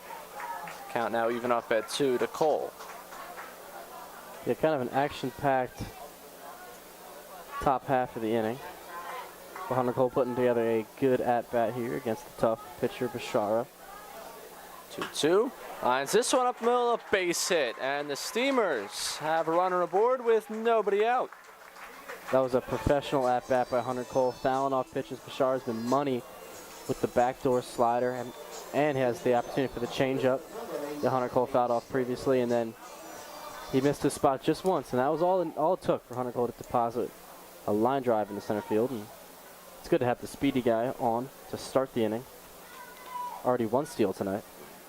Beat me to the punch right there. Already steal from him. He manufactured a run with his legs earlier. This one in there for a strike to Anthony Stalin, who's 1 for 2. Well, right now is a great time to run. Bashar started with the fastball, and Stalin, he knows he's a good hitter, so I'm expecting an off-speed pitch here. Let's see if Hunter goes. And 1. Oh, I was wrong. He went with the fastball. Also a slide step there, so he's tough too. One of the rules once you get to college baseball is you see the pitcher slide step, you shut it down immediately, and you do not go because you will get thrown out. Catchers are too good at this age. Stairs 2-1. Yes, for those of us who never quite made it past that middle school age of baseball, it was just run at your will if you were quick enough, which if anyone ever looked at me, you would understand why I was in baseball games. I was certainly not hitting for power. So you're a big speed guy, right? Big speed guy. 2-1. Speaking of speed, Cole off and running, but the foul back evens count up at 2. In middle school, were you thinking about what pitch, curveball, slider, what to throw and what to run on and slide steps? Were you thinking about that in middle school, Ray? I was looking over at the third base coach's box. Usually as soon as I got on, they'd give me a sign to steal, and that would be what was going to happen next. They weren't really concerned. I knew when to move. It's the 2-2. Low, 3-2, and that was about all I needed to know. Nothing wrong with that? No. I wasn't exactly playing at the level in which I had any teammates of aspirations of going to college to play, so glad all of you played highly competitive with strategy. I was just running. 3-2. This one line, center field. That one's going to land in for a base hit. Throw into second. Cole is there. 2-on and nobody out. Ian Jenkins coming to bat. And you see Hunter Cole messing with the center fielder there, telling him that he's got to sell it better because that really wasn't a good fake catch there. He only stuck his glove up. Hunter Cole was telling me to wave both arms, and then maybe he would have fell for it, but Yeah, Hunter Cole knows all too well the tricks up his sleeve. Out there for Hanchey. Now, Chuck Slaughter out there on the mound to discuss. Could be buying some time. There is some action in the bullpen down in right field for the Knights. Bashara working in his 6th inning. And it's getting to be that time where the bullpen's hot and this Bashara is on thin ice here. And that's been kind of the standard for the Knights. The Knights, a lengthy roster when they're all together. They've been more than happy to pull pitchers after 3, maybe 4 innings. 4 innings seems to be the max. Him coming out for his 6th inning is definitely a change around here for this team. Definitely some game planning you need when Ian Jenkins is coming up to bat. And Bashara will try and get him now as he fouls the first one back. 0-1. Yeah, but 2 really good at-bats and similar hits from Stalin and Cole. I mean, that's what you expect out of the 2 best hitters on the team, and to be able to work with 2 strikes. And Bashara doesn't have much experience giving up hits like that, but when it's Hunter Cole and Anthony Stalin, it's tough to get them out. And I have to bring up this crucial bunt situation, but the only thing with that is it's Ian Jenkins up to bat, and I don't think he's ever bunted. Maybe in middle school, but like maybe when he was playing against you in middle school. But yeah. At this age, with that build, I don't think he's bunting anymore. Nobody would want that. I'm sure Ian would have ran laps. I should throw BP to Ian Jenkins. That's what me and versus him in middle school would have looked like. Has Bashara had 0-2 to Jenkins. Now he's going to look back there at Cole. Yeah, smart from Bashara there to kind of calm down the happy feet the Hunter Cole's got over there at second base. The 0-2 from Bashara. 1-2.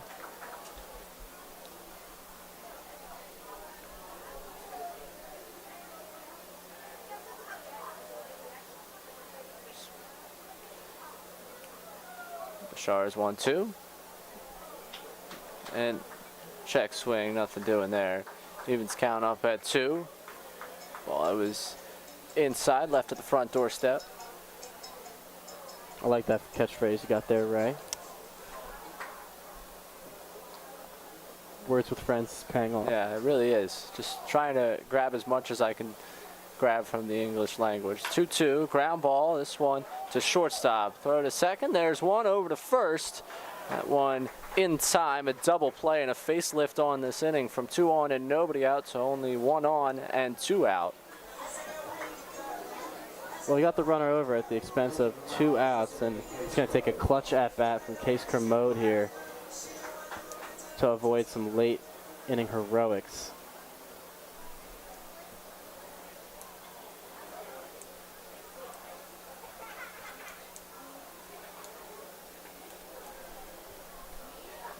Kermode up to bat, runner 90 feet from scoring, and if the ball gets to the backstop, you know what time it is for Hunter Cole as Kermode swings at that one. Cannot connect. 0-1. Yeah, Bashara's got to be very careful with his off-speed pitches and making sure he doesn't put anything in the dirt here to give Hunter Cole even a chance.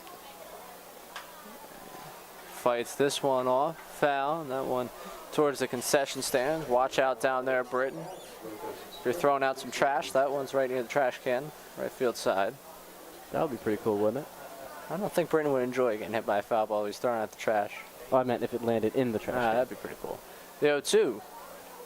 Oh, and then 1-2. Of course, it's Britton Yoder, our director of game day ops. Shout out, Britton. He's in charge of feeding us, so we love him up here.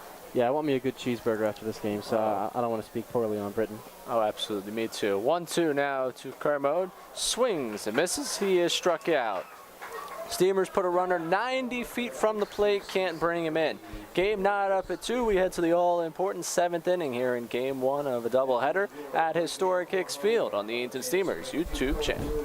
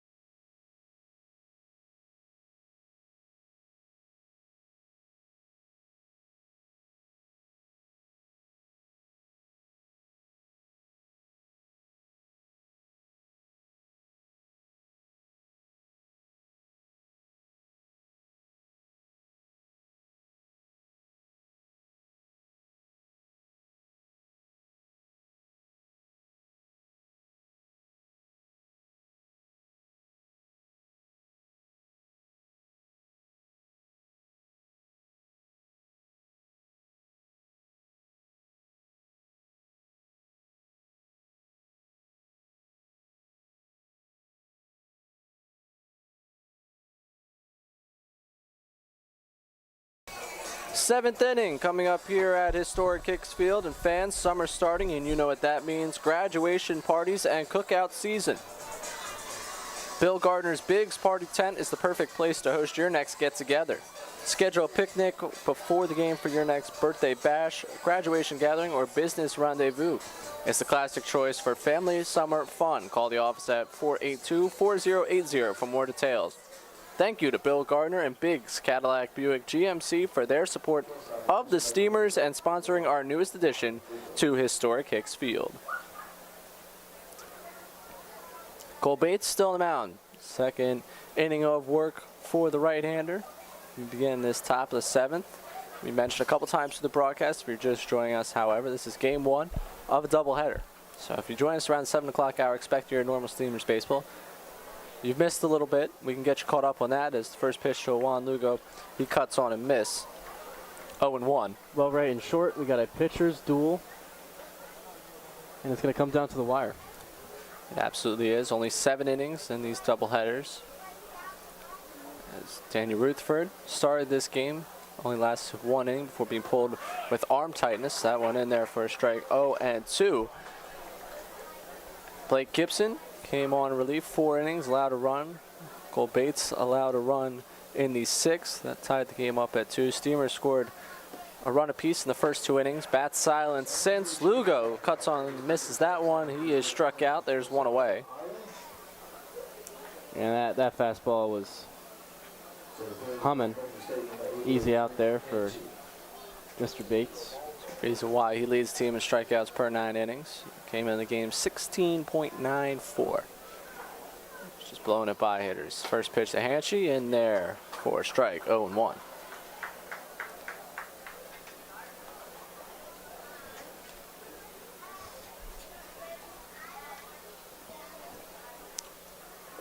This one cut on and missed. 0-2.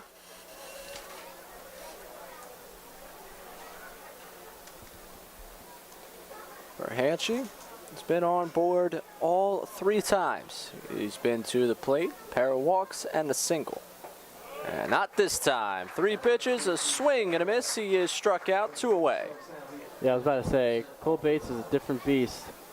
No disrespect to our other pitchers, but it's a little bit tougher to get on base when Cole Bates throwing his backdoor slider when you're expecting something in the 90s. Now batting Jacob Jackson.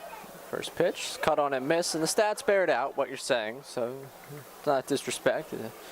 .26 whip coming into this outing for him through 11 2/3. I think it's pretty darn good. Yeah, it's been pretty difficult for hitters to figure him out. The 0-1 from him, and there for a strike. 0-2.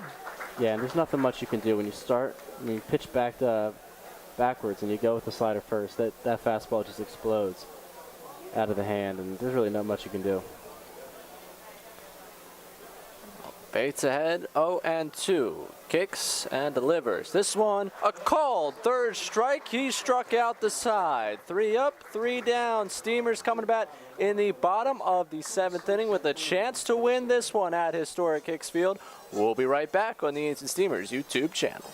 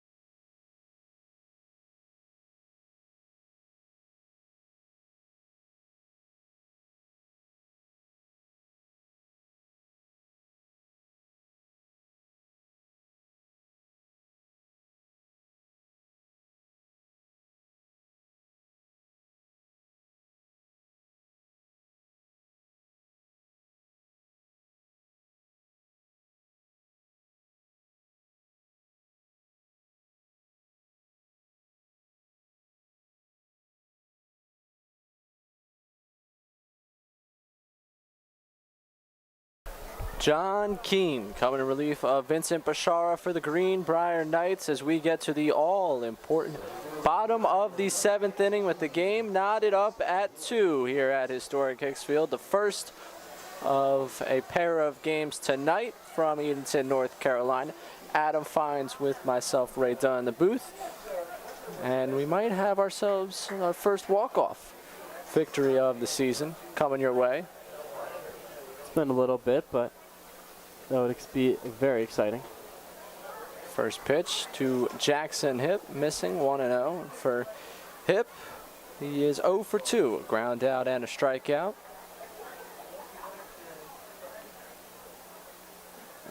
1-0, missing 2-0, and Hip gets a homer this season. He's put some good charges on balls in BP. We've seen him come along. He's felt better, like he was seeing the ball better the other night.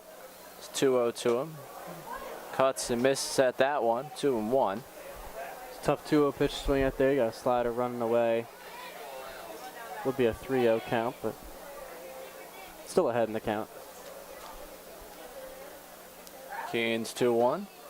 In there for strike 2 and 2. He's evened it up to falling behind. But going back about Jackson Hip and his home run potential, he hit 2 in one game late in the season last year. 2-2 is grounded back to Keane. Keane going to run it over to first. The toss, and there is one away in this bottom of the 7th inning. Casey Hare, a single in the 2nd, fly out in the 5th. Entered the game 5 of his last 11 with a home run and 4 RBIs.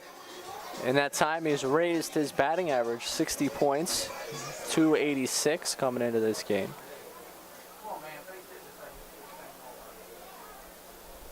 With one away, the third baseman up to the dish. Keane's pitch, missing 1-0. Keane, another pitcher the Steamers have seen a couple of times, but coming in after Bashara, changing it up a bit for the Steamers. Keane's a tough pitcher. The Steamers have their work cut out for them here in the bottom of the 7th, bottom of the last inning. 1-0, missing 2-0.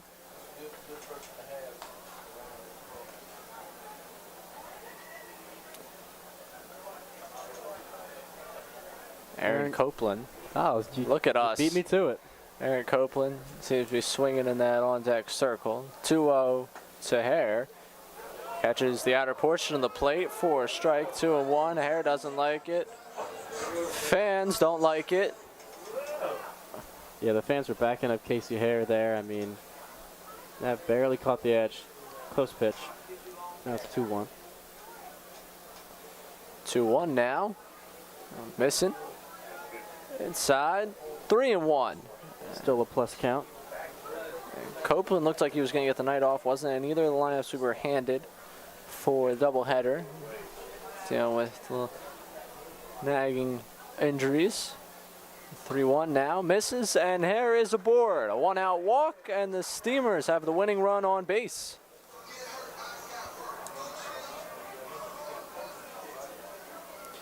And that will bring Aaron Copeland to the dish. Interesting substitution here because Copeland has never played first base for the Steamers. But if there's anyone who could be versatile and pull it off, it's Aaron Copeland. Could be another switch coming in, but this is the bat they choose. Copeland hitting 180 this season. First pitch season, their first strike. Does have 3 home runs and 6 RBIs. And you can kind of throw the numbers out the window when it comes to Copeland. You love his swing and you love his ability to hit the baseball. He's just one hot streak away from correcting all of that. Yeah, and he's got some pop and the clutch gene. Whenever the lights shine brightest or the moment's the biggest for Copeland, he'll come through. We've seen that with Tarboro on our Jersey auction night with the black Edenton jerseys. My personal favorite. I think those graded really well with the team. Is the 1-1 missing low and away 2-1. Unlike the script over the black Edenton jersey, the black on black with black pants, nice. A lot of people like these, the teal and white. I'm more of a teal and black guy. I know you're an all white jersey guy. Everyone's got their preferences.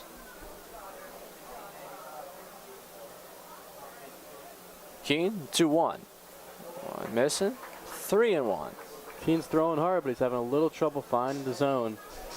At least the hitters really sitting one pitch here because they can afford to let a slider go by for a strike. So I'm thinking Copeland's sitting dead red fastball. If it catches anywhere over the plate, it could go a long way. Keen, the 3-1. Swing and a miss. It is 3-2, and I'm curious. I see Joe Haney fidgeting with a helmet near the dugout. I wonder if Copeland gets himself on base. We won't see him pinch run. Haney, another corner infielder. Maybe a chance we see him take Copeland's place, but first Copeland's got to get himself on base. The payoff pitch to him, a swing and a miss. The throw down to second for a hair. And Copeland is set down and looking like we're going to get some interference from Copeland on that one. And Marsh McDonald out to discuss. But Knight's head to the dugout tells you what you need to know. Looks like we're heading to extras. We will head to extras. Steamers just love some extra innings in these doubleheaders. Top of the 8th coming up here at Historic Hicks Field on the Edenton Steamers YouTube channel.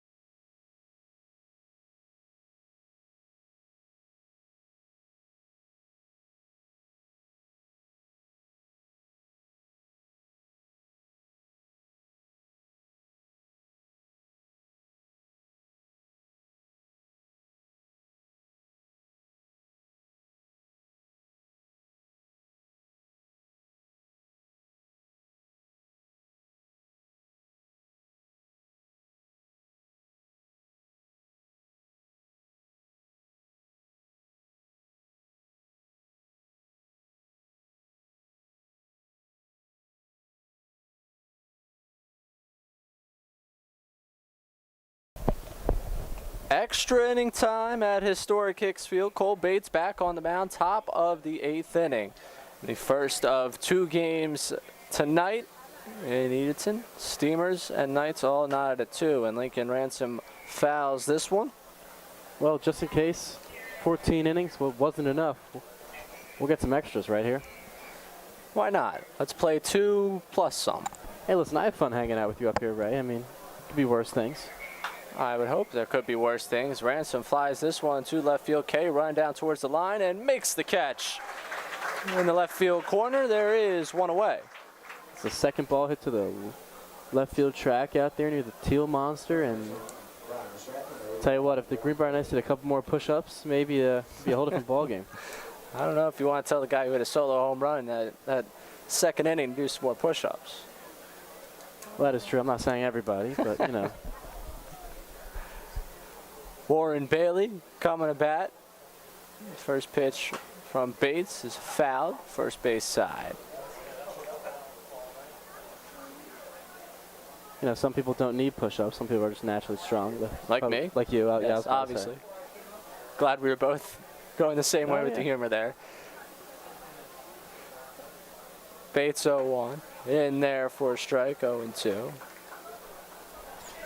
Any chance we get to rattle my physical shape, I guess that's what we're going to do.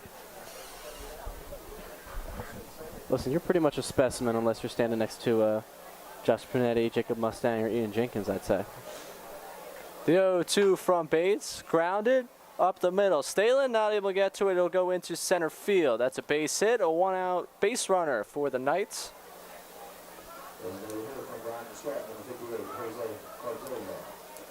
Jose Cazorla coming to bat. Reached on air last time around. He's 0 for 3. And it looks like Warren Bailey is coming out of the game, and that'll be Shane McCarthy coming out to run for him.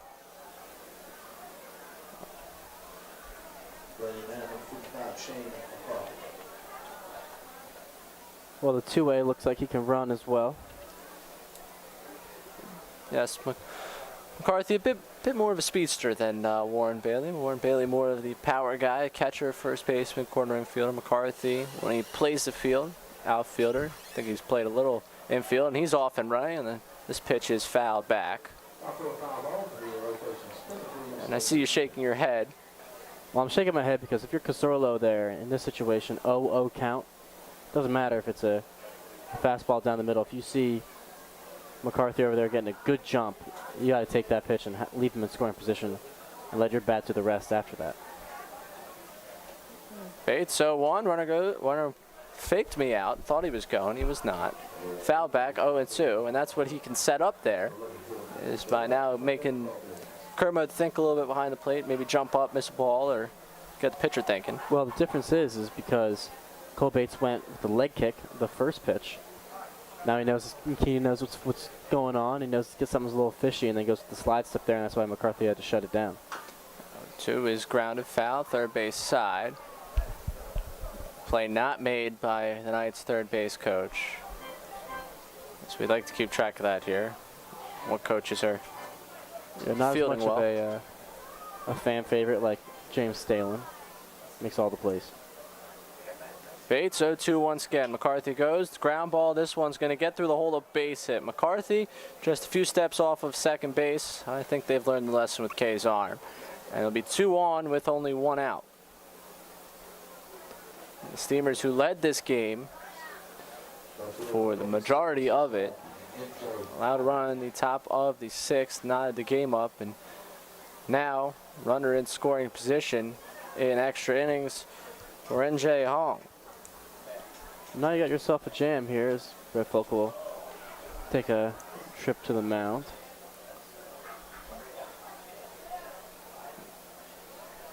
Folk taking a trip to the mound. There's no one up yet. It looks like now, as I say that, someone's going to start getting loose. And what you might not understand from our setup here is that there are like 3 different poles in between me and seeing the bullpen. So I can see Josh Burnett catching a right-hander. What that means is very little in terms of who will actually come out. Yeah, we got some obstacles up here in the booth, but that's all right. A lot of times when going back to Brett Folk's mound visit, a lot of that time is maybe not strategy with Cole Bates, but more just to kill time and lead to some more time to warm up for our undisclosed right-handed pitcher. See if Ray can get a good look on this one. Maybe Michael Allen? I don't know. Well, Michael Allen is the closer guy, so maybe that would be my first guess. It's a mystery box for us. Bates, first pitch to Hong. Upstairs, 1-0. Well, I don't know if Brett Folk told this to Cole Bates, but he said let the necklace flow a little bit, show it off. I guess it always adds a little velo. Look good, feel good, play good. And McCarthy, a very big lead over there, and gets himself into third base. 2 in scoring position now, and no attention being paid to him. He did a great job of getting himself to third base. That's tough. If you're Chase Bruner or Anthony Stanley, you got to call that out. He took some big shuffles there, was well off the base. Not necessarily for a pickoff, but just at least slow it down so you can reset. But now you have to do a serious jam here. Infield in, 2-0 up, 3-0. Stalin, Bruno right on the grass. Haney, who came in at first base, is what we suspected ended up becoming true. as Haney would come in for where Copeland batted.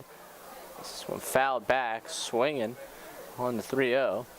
Makes it 3-1. Yeah, I like that approach though, Ray. I mean, in this situation with the infield end, you got to look for something elevated to drive to the outfield. And I don't care if it's 3-0. You got to find a way to do that. I like that hack. Bates 3-1 misses. And Hong is on board.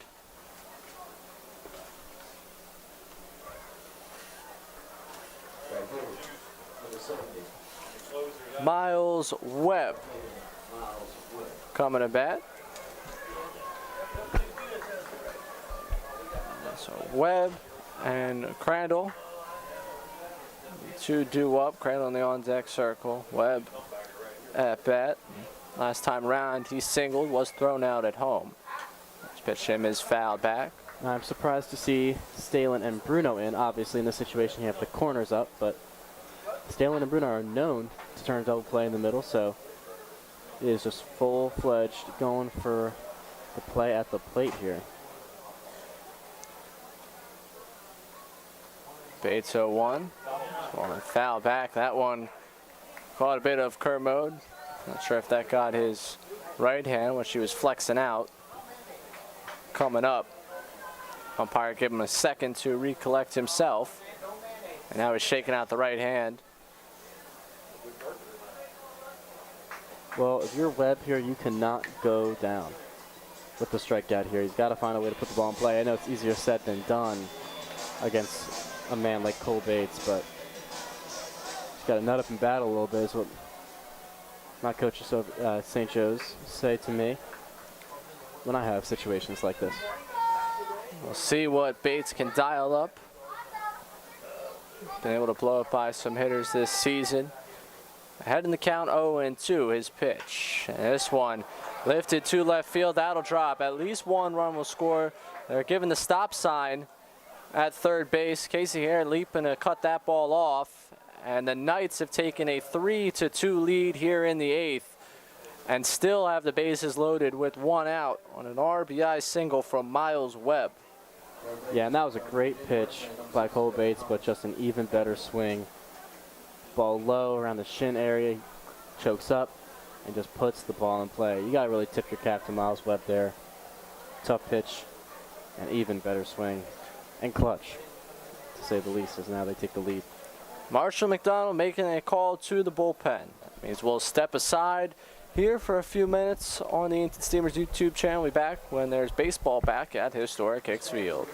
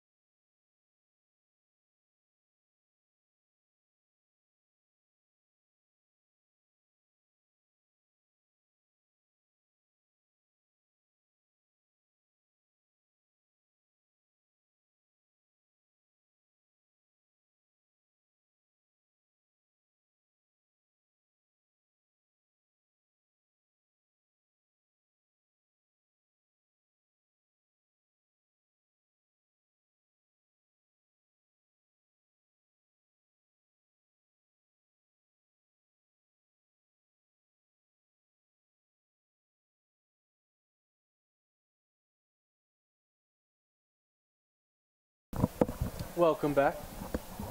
As Sam Duncan takes the mound here, inheriting a jam. And he's got bases loaded, 1 out. Looking for a ground ball to make a play at the plate. His first pitch misses. Love the play-by-play there from you, Adam. Wonder what the people at home were thinking there. They were like, oh my gosh, what happened to Ray? Food coma was the answer. We got our burgers up here. We got served during the pitching change. Sam Duncan, the right-hander from Brown. Second pitch in there, evens count up at 1. In for the Steamers. And he is slowly becoming one of the more reliable guys for Marshall McDonald. Guys he turns to in times of need, such as the situation right here, the 1-1 fouled, 1-2. Duncan, this will be his 9th appearance of the summer. That's the most of anyone out of the pen. He's pitched in 7 innings. He does have a 9 ERA, of 14 strikeouts through 9 innings, and that 9 ERA is from a couple of tough outings early. But recently, he has been good. The 1-2. This one driven to right center. Cole going back. He makes the grab. Runner coming. The throw to the plate will be cut off by Joe Haney. And the Knights add another run. It's now 4-2.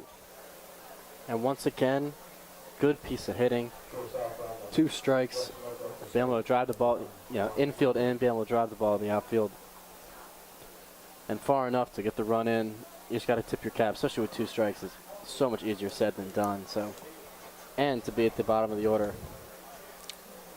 Greenbrier Knights are getting it done. Segue perfectly to where I'm at right now. Top of the order up, Juan Lugo, the shortstop. 0 for 4. Reached on air back in the 5th. Coming to bat, runners in the corners, 2 away. Duncan's first pitch, showing bunt, taking a strike, 0-1. Well, it's not that unorthodox to show bunt there. You had Casey Hare playing behind the bag.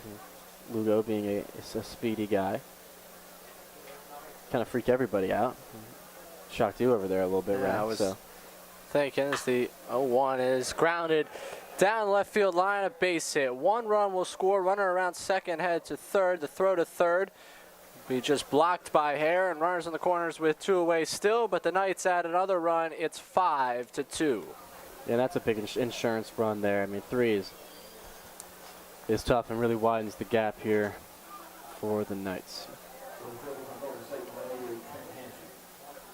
Trent Hanchy, 1 for 2 with the pair of walks, a single and a strikeout. Coming to bat.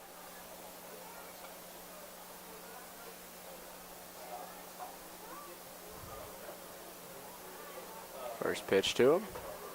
And there for a strike, 0-1.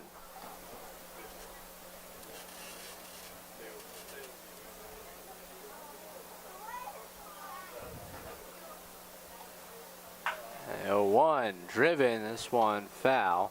Off the pull. Off the You pull. don't see that every day. No, you don't. Ring the bell. Something new every time you come here. Duncan ahead, 0-2. Looking over at third base. Kicks and coming home. This one skied left field. Kay running down the line towards the corner, and this one foul. Had that one been fair, we're talking about a whole different ball game. And she put that one over the fence down the left field line, but foul. Around here, we just call that a strike. A loud strike. And runners dancing around. Lugo dancing over there at first base. Happy feet, just like Hunter Cole. I'm not really surprised to see Lugo running around over there. His run doesn't really mean much. It's all up to Hanchy at the plate. One You're fast, you're fast. You know, make things happen. Talking to the right 2 people about that. Yeah, especially you, Ray. I mean, your middle school numbers probably off the charts. 1-2 is Sky to left field. Kay able to make the catch, but the damage was done in this top of the 8th inning. The Knights tag 3 runs on. The Clams take a 5-2 lead as we head to the bottom of the 8th inning here at historic Hicks Field. Steamers need a rally here in extras.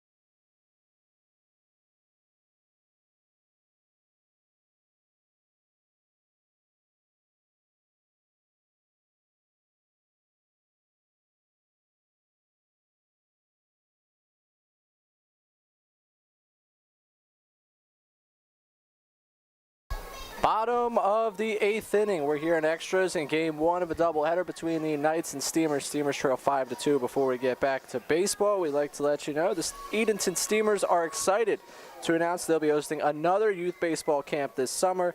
This camp's dates are July 14th through 16th. That's July 14th through 16th next week. Young ball players between the ages of 5 and 13 are welcome. Visit EdentonSteamers.com to download a registration form today. I keep saying it, but every day someone's coming to the office looking to bring their kid to this camp. You want to be at this camp. Ryan Kay leading off this bottom of the 8th, takes the ball 1-0. Yeah, you'll want to be at that Steamers camp. All I hear is good things. It's very exciting when it's that week. A pitch inside 2-0. And Daniel Padilla, right-hander now on the mound for the Knights. Trying to lock this one up after an eventful top of the 8th for Greenbrier. It's 2-0, catches his own 2-1. Well, all Ryan Kay's got to do is just get on base and let the top of the order do their thing, and no need to look for anything extra in this situation if you're Ryan Kay. Ryan Kay lines this one to left field, and he'll do just that. Get himself aboard. Leadoff hit for the left fielder.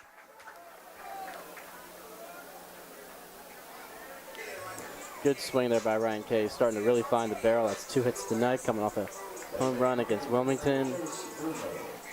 Turning it around as a not your typical 9-hole hitter. Chase Bruno, 0 for 3 thus far, 3 strikeouts. Now up at the dish. First pitch to him, upstairs, 1-0.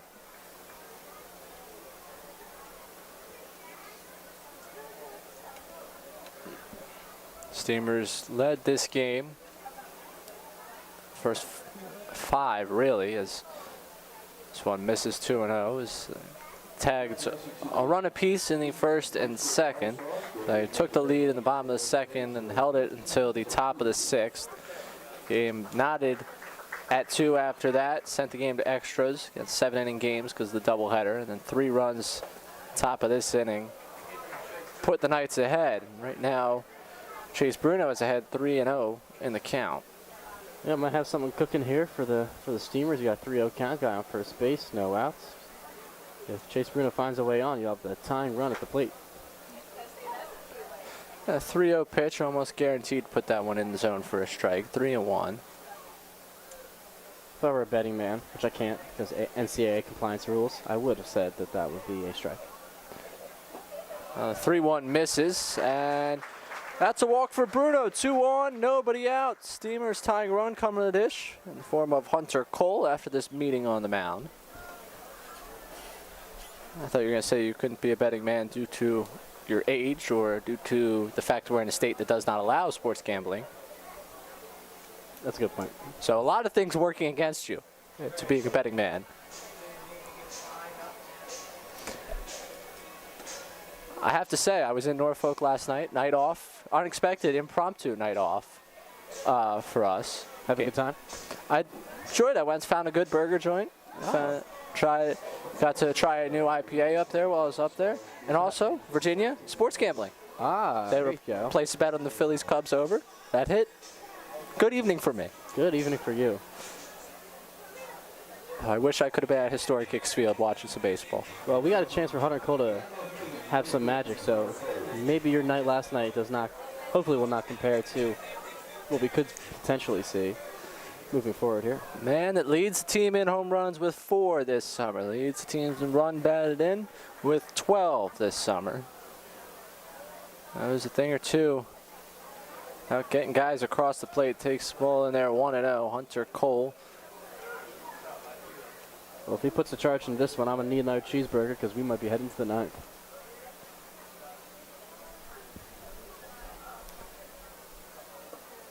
This one kicks away from the catcher. K over to third. Bruno to second.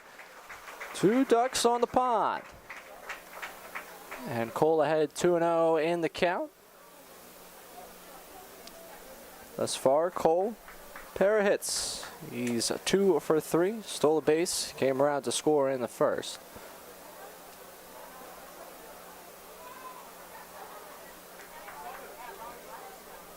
Padilla's 2-0. In there for a strike. 2-1. Smart take there by Hunter Cole.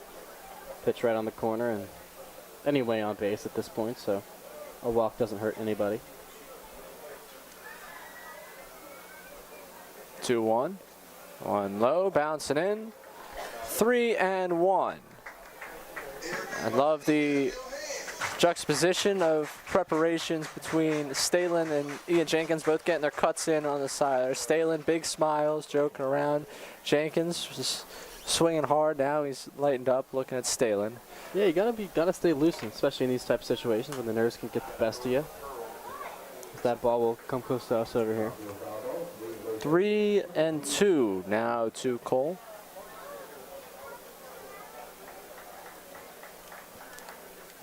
This crowd getting an absolute treat of a ball game to start this doubleheader.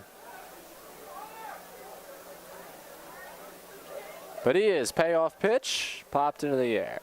This one foul.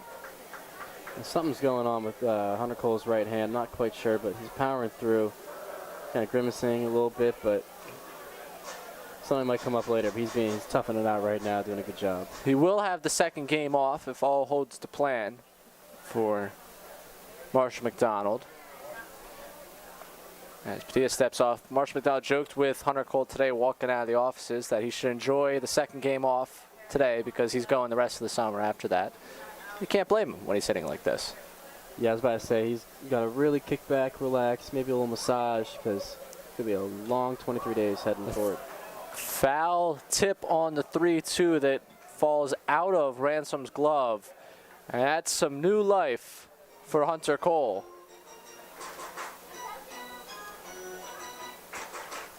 Quality A-B for Hunter Cole right now.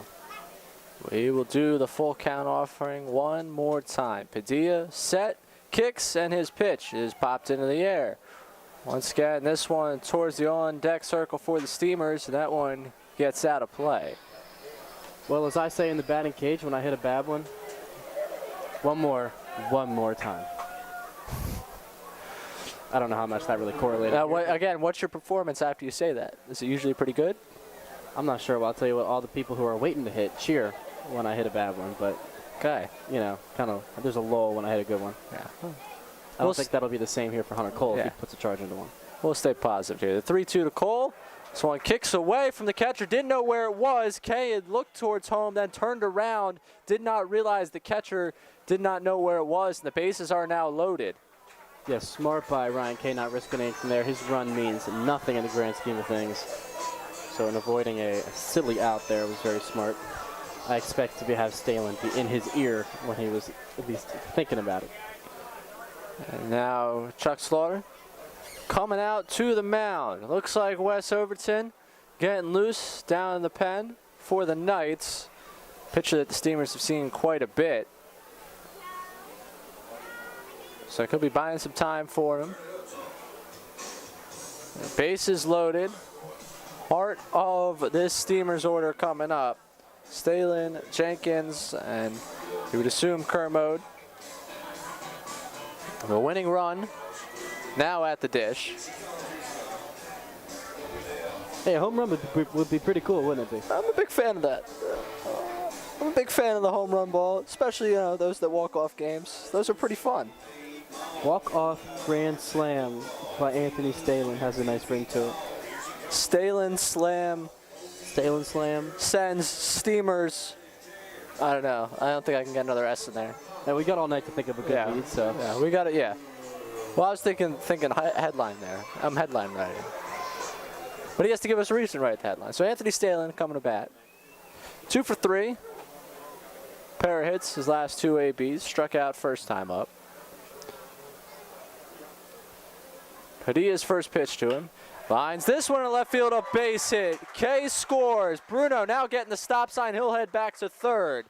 An RBI single from Anthony Stalin makes it 5-3. Well, it wasn't a slam, but it sure does the job, and the Steamers are one step closer to walking this thing off.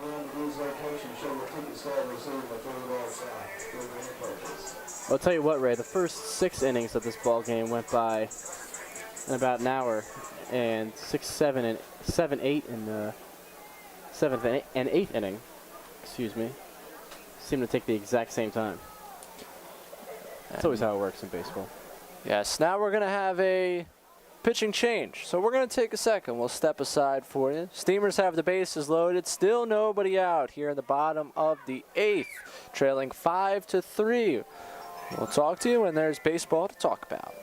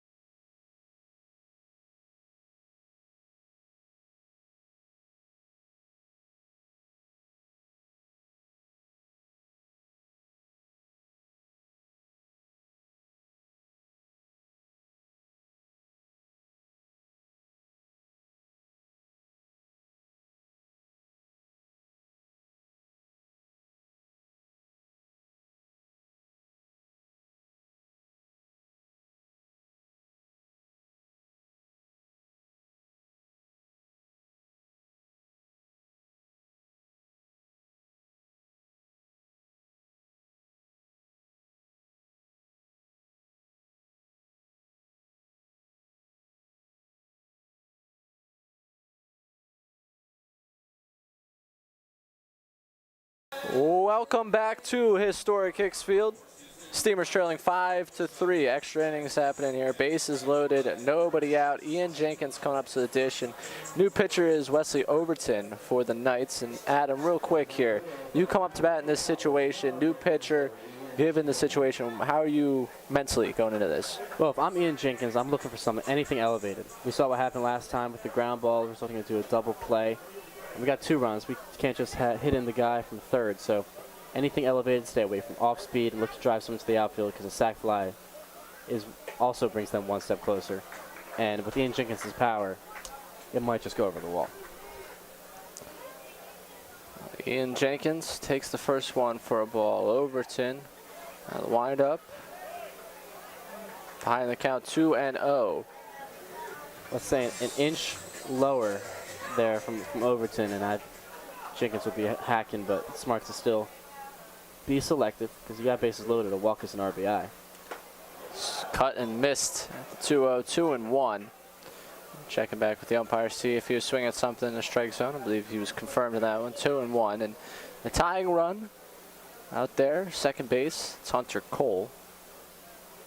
2-1, up and in, 3-1. And I think if there's anyone you want representing the tying and go-ahead runs speed-wise on this team, Cole and Stalin, pretty safe bets. Yeah, I like how Marshall McDonald kind of drew this up. All part of a plan. 3-1, fouled back, 3-2. I like the approach from Jenkins there. Elevated pitch, 3-1 plus count. See how far I can hit it. Only problem is hit it backwards. See if you can straighten it out here.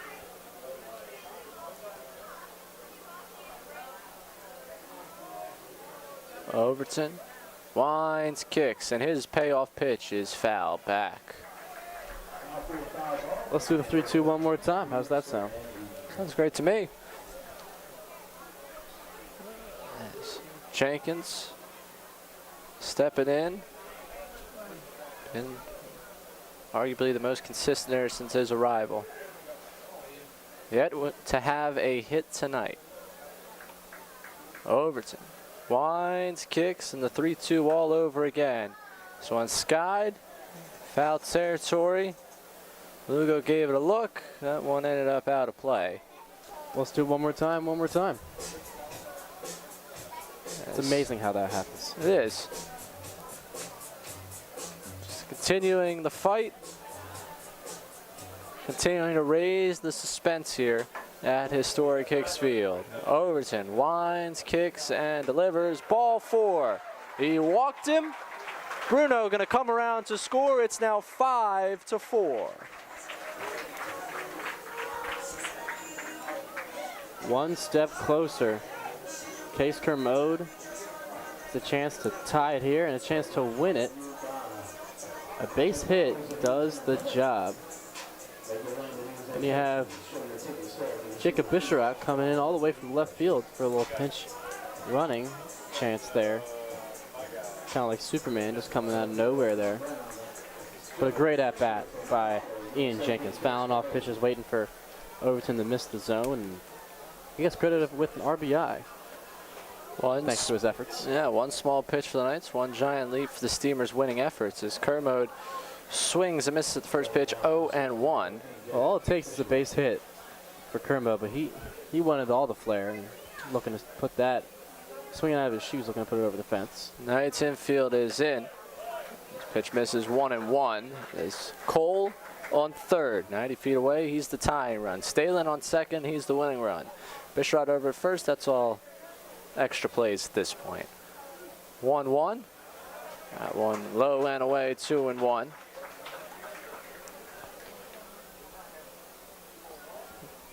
It makes sense to pinch run Bisharat because of Jenkins' lack of speed, but he's really over there just for fun.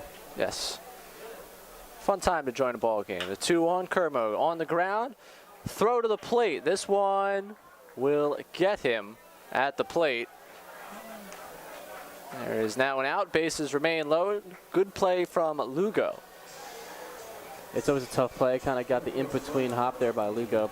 Puts a strike into home plate. And, well, there are 3 outs for a reason. Let's do it again here with Jackson Hip. Steamers plenty to play with. And I'm loaded with 3 outs to work with. Now 2. Jackson Hip, 0 for 3. Doubled in a big spot against Tarboro way back on opening night.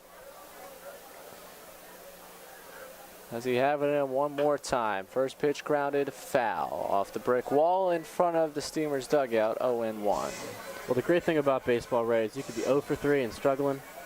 But then with coming up in this situation, you come up with the walk-off and the big hit. All anyone remembers is your walk-off winner. Overton's 0-1. Swing and a miss, 0-2. So now Stalen on third. Now Bisharat certainly means something there on second base, representing that winning run. And the 0-2 to Hip. Offers through at that one, and going to say that he offered through the zone at that pitch, striking him out, and there are now 2 away.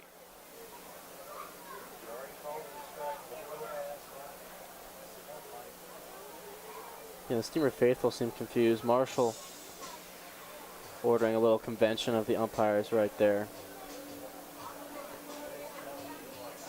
Now we'll have some conversation as Stalen, Coach Stalen, none too happy with that one. Taking a walk. Jackson Hip, obviously, not happy with it. And that one's going to be reinstated, and now some protest from the Knights side. So well, Hip will Hip, get a new life, another crack at it. Hip even voicing his opinion toward the Greenbrier coach. So the conversation going on at the plate now is Chuck Slaughter with the umpire. Discussion involving really Hip. They said he had gone through, appealed down to first base in that conversation. Says no, that's not the case. So instead of the strikeout, we have a 1-2 count. And Slaughter will return to his dugout.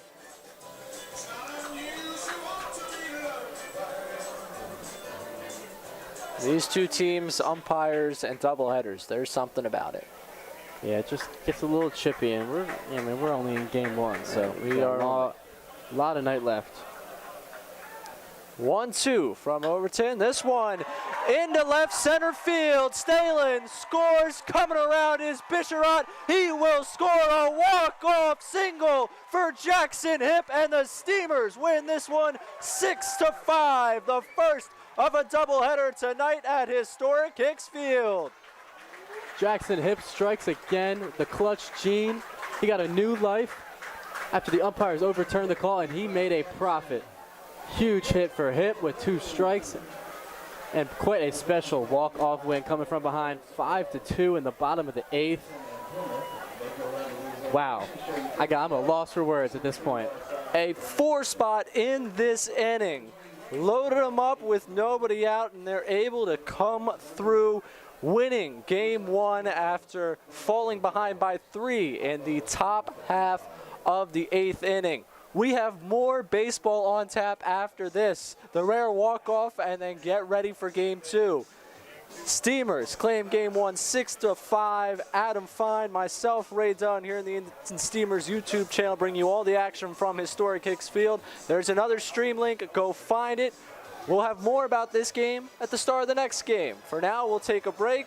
We hope to talk to you at the start of the next game. Again, the final, Clams walk it off. Jackson Hip with an 2 RBI single to end this game, a 6-5 victory for the Steamers. We'll catch you